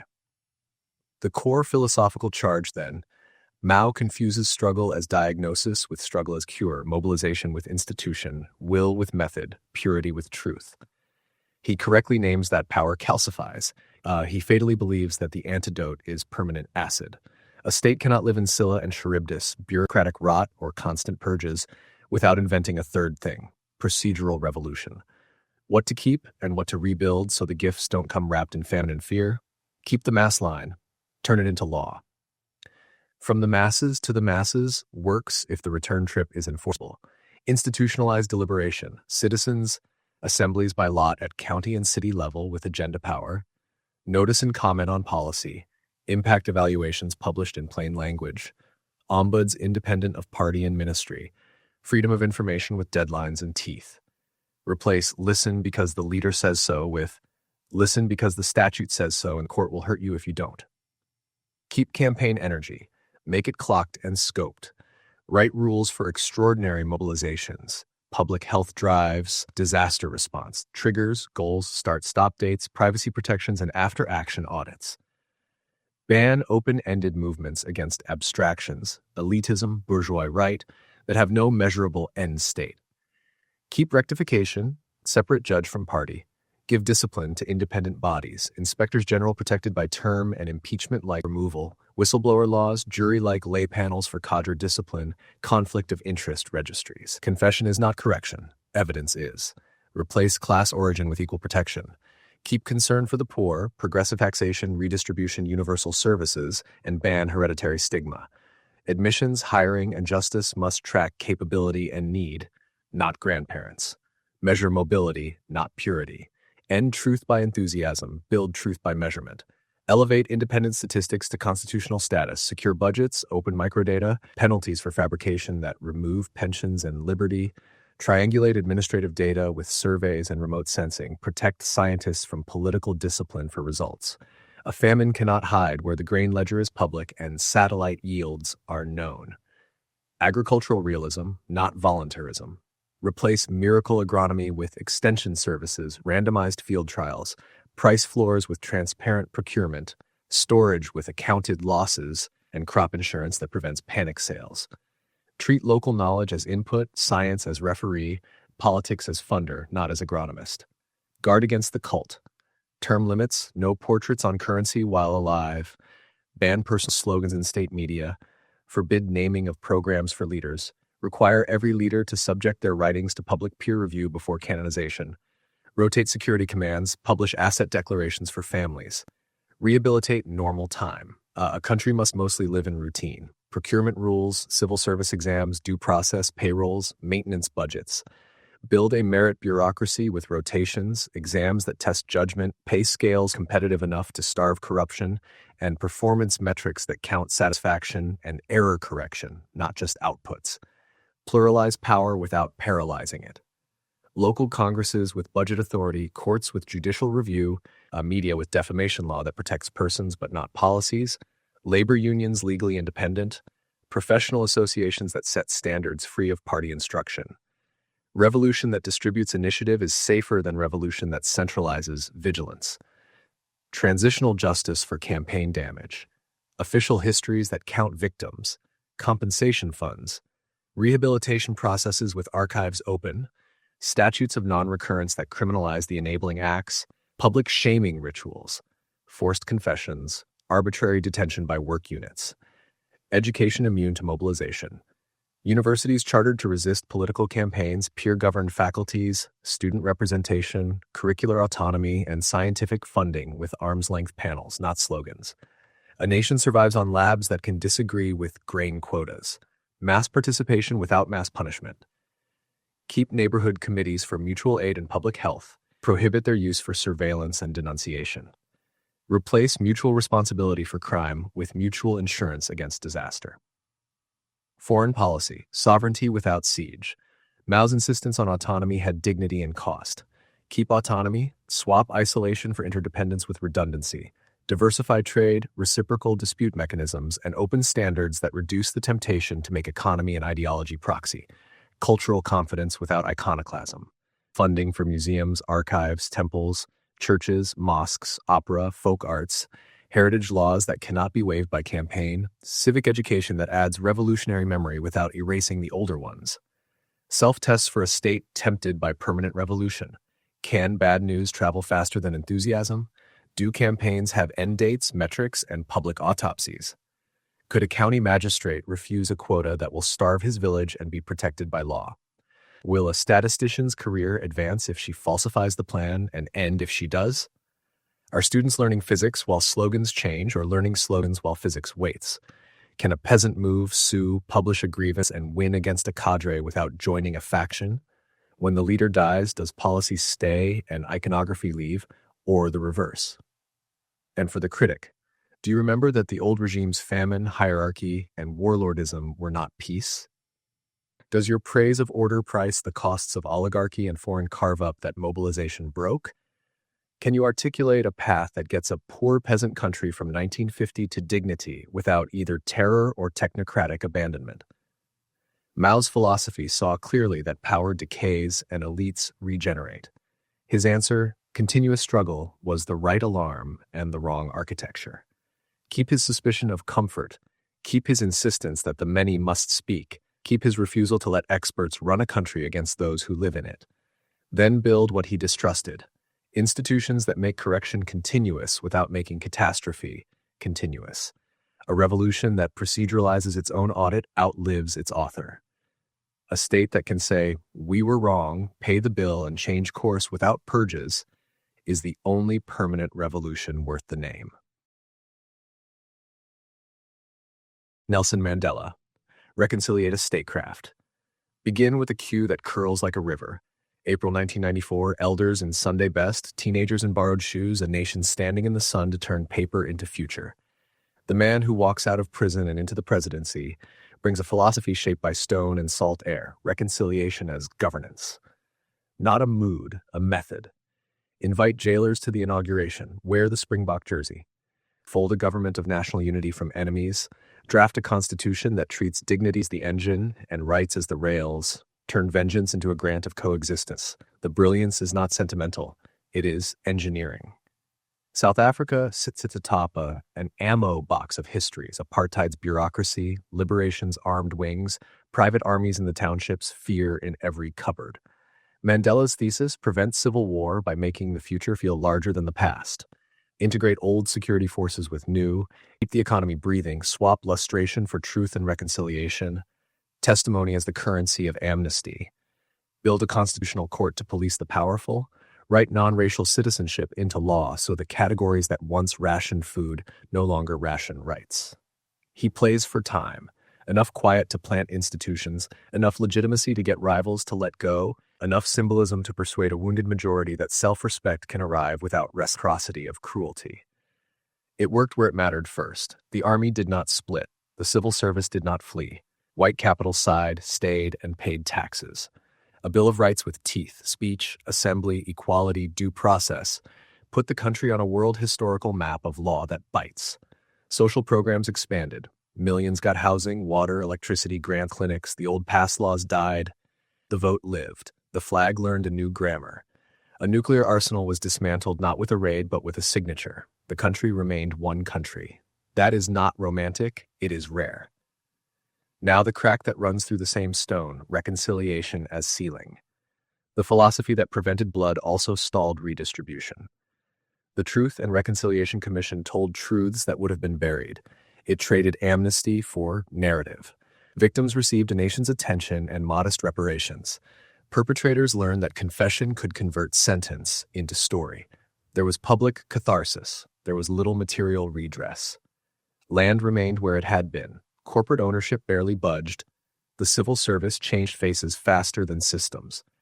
Forgiveness became a national brand and too often a budget excuse. Call it the elite bargain bill. To buy peace, the transition protected property and promised gradualism. Sunset clauses for power sharing, no lustration, debt obligations honored, macroeconomic orthodoxy installed to calm skittish capital and distant ratings agencies. The upside, stability, investment, predictability, food on shelves. The downside, a two-speed country. Constitutional splendor at the top, apartheid spatial economics at the bottom. Townships moved from legal exile to infrastructural exile. The mines kept digging. The farms kept consolidating. Black advancement surged in professions while mass unemployment calcified. Rainbow Nation became sometimes a veil over brown and black poverty that refused to brighten on schedule.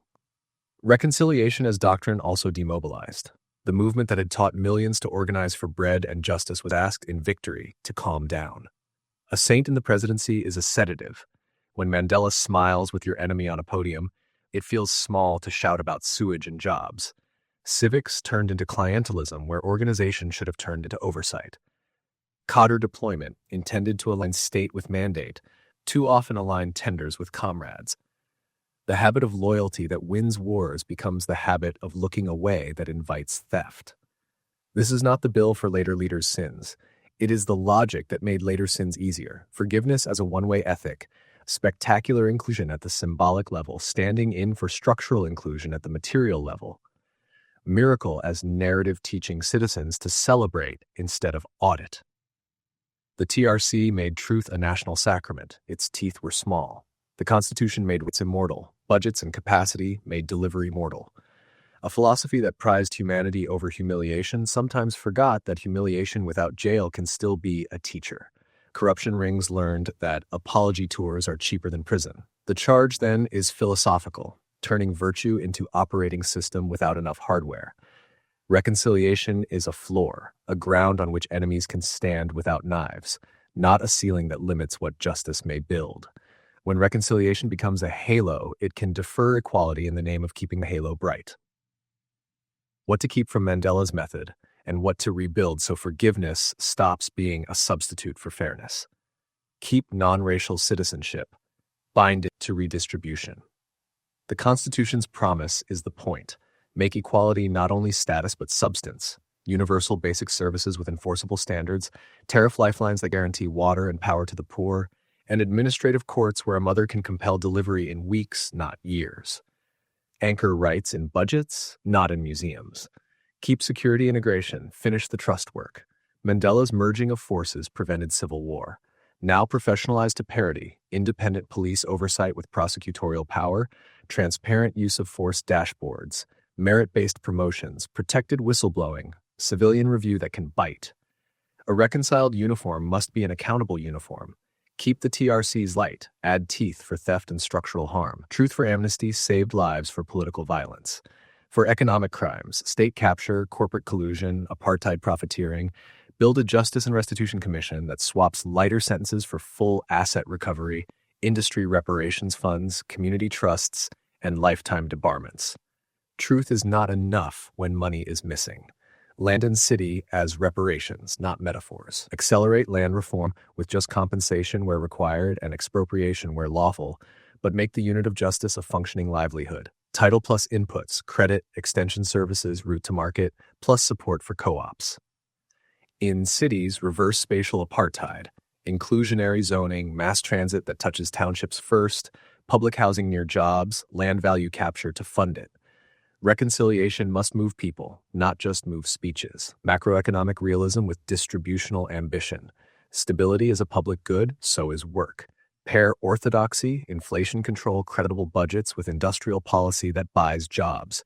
Local content rules with anti-rent safeguards, skills guarantees tied to tax incentives, public works scaled to absorb the jobless with training ladders into permanent posts. Replace confidence as a god with measurable employment targets as law. Reconciliation in procurement, sunlight over saints. Kill tenderpreneurship with e-procurement, open contracting data, real-time publication of bidders, adjudications, change orders, delivery milestones, create blacklists that travel across spheres, fund forensic audit units with independence, make beneficial ownership registries public. Prefer co-ops and SMEs and audit them. Preferencing must never be code for extraction. De-idolize leadership, institutionalize virtue. Saints die, write virtue into procedures. Term limits, party funding transparency, asset declarations with random audits and lifestyle checks, independent prosecutions shielded from executive whim, protected courts that can jail your friends. Make it normal for heroes to be cross-examined. Reconciliation rituals that repair and redistribute. Create local TRCs for everyday harms, xenophobia, gang violence, police abuse that end with binding restitution orders, community service, job placement, addiction treatment, repair packages, not just apologies. Fund them out of criminal asset forfeitures and industry levies. Civic muscle back on. Reconciliation muted the streets, turn them back on as governance. Participatory budgeting, ward committees with real cash, scorecards for clinics and schools, service-level contracts co-signed by residents, citizens' juries that can summon officials. Love peace. Institutionalize pressure. Media and measurement as public utilities. Protect independent journalism with public interest funds. Require open data on delivery. Publish inequality dashboards by district, income, school outcomes, health access. Shame only works if facts are in the square. Let citizens rank mayors and managers. Tie bonuses to progress gaps closed. A reparations tax that names history. Mandela chose quiet on big takings. A democracy can speak. Levy a time-bound wealth surcharge hypothecated to a reparations fund for housing, education, and small firm capital in historically dispossessed areas, governed by mixed boards, state, civil society beneficiaries with quarterly audits. Reconciliation without repair is a poem. Regional solidarity, not fortress virtue. Xenophobia burns reconciliation at the edges. Legalize work permits with portable benefits. Prosecute exploitation swiftly. Design local compacts where immigrants and citizens share infrastructure upgrades funded by national pools. A reconciled nation must not outsource its fear to the border. Self-tests for a country that made forgiveness famous. Can a hungry household enforce a right this month without a lawyer? Did last year's truth lead to this year's restitution? Name it. Are township commutes shorter this year? By how many minutes? Did land reform raise yields and incomes, or just headlines? Can a ruling party donor lose a contract and face jail when they cheat? Do reconciliation ceremonies end with budgets or with ballads? Can the police apologize, pay damages, and change policy within one fiscal year? Are we measuring inequality where people live, or only speaking of it where cameras are? And for the critic who sneers at miracles, what was your plan for 1994 that saved as many lives with fewer compromises? Does your justice imagine institutions that existed then or ones you wish had? Does your appetite for retribution price the risk of civil war and its bills? Mandela's philosophy taught the world that humiliation is not a public policy. He took the state's hand off the trigger and put it on a pen that wrote dignity into law. The flaw is not the embrace. It is the halt, stopping at embrace when the house still needed foundations reset. Keep his mercy. Refuse its misuse as a lid. Keep his smile. Give it teeth in land courts and procurement portals, in clinics and classrooms, in payrolls that rise where the mines once fell. Then reconciliation becomes what it was meant to be. The first safe breath, not the last word.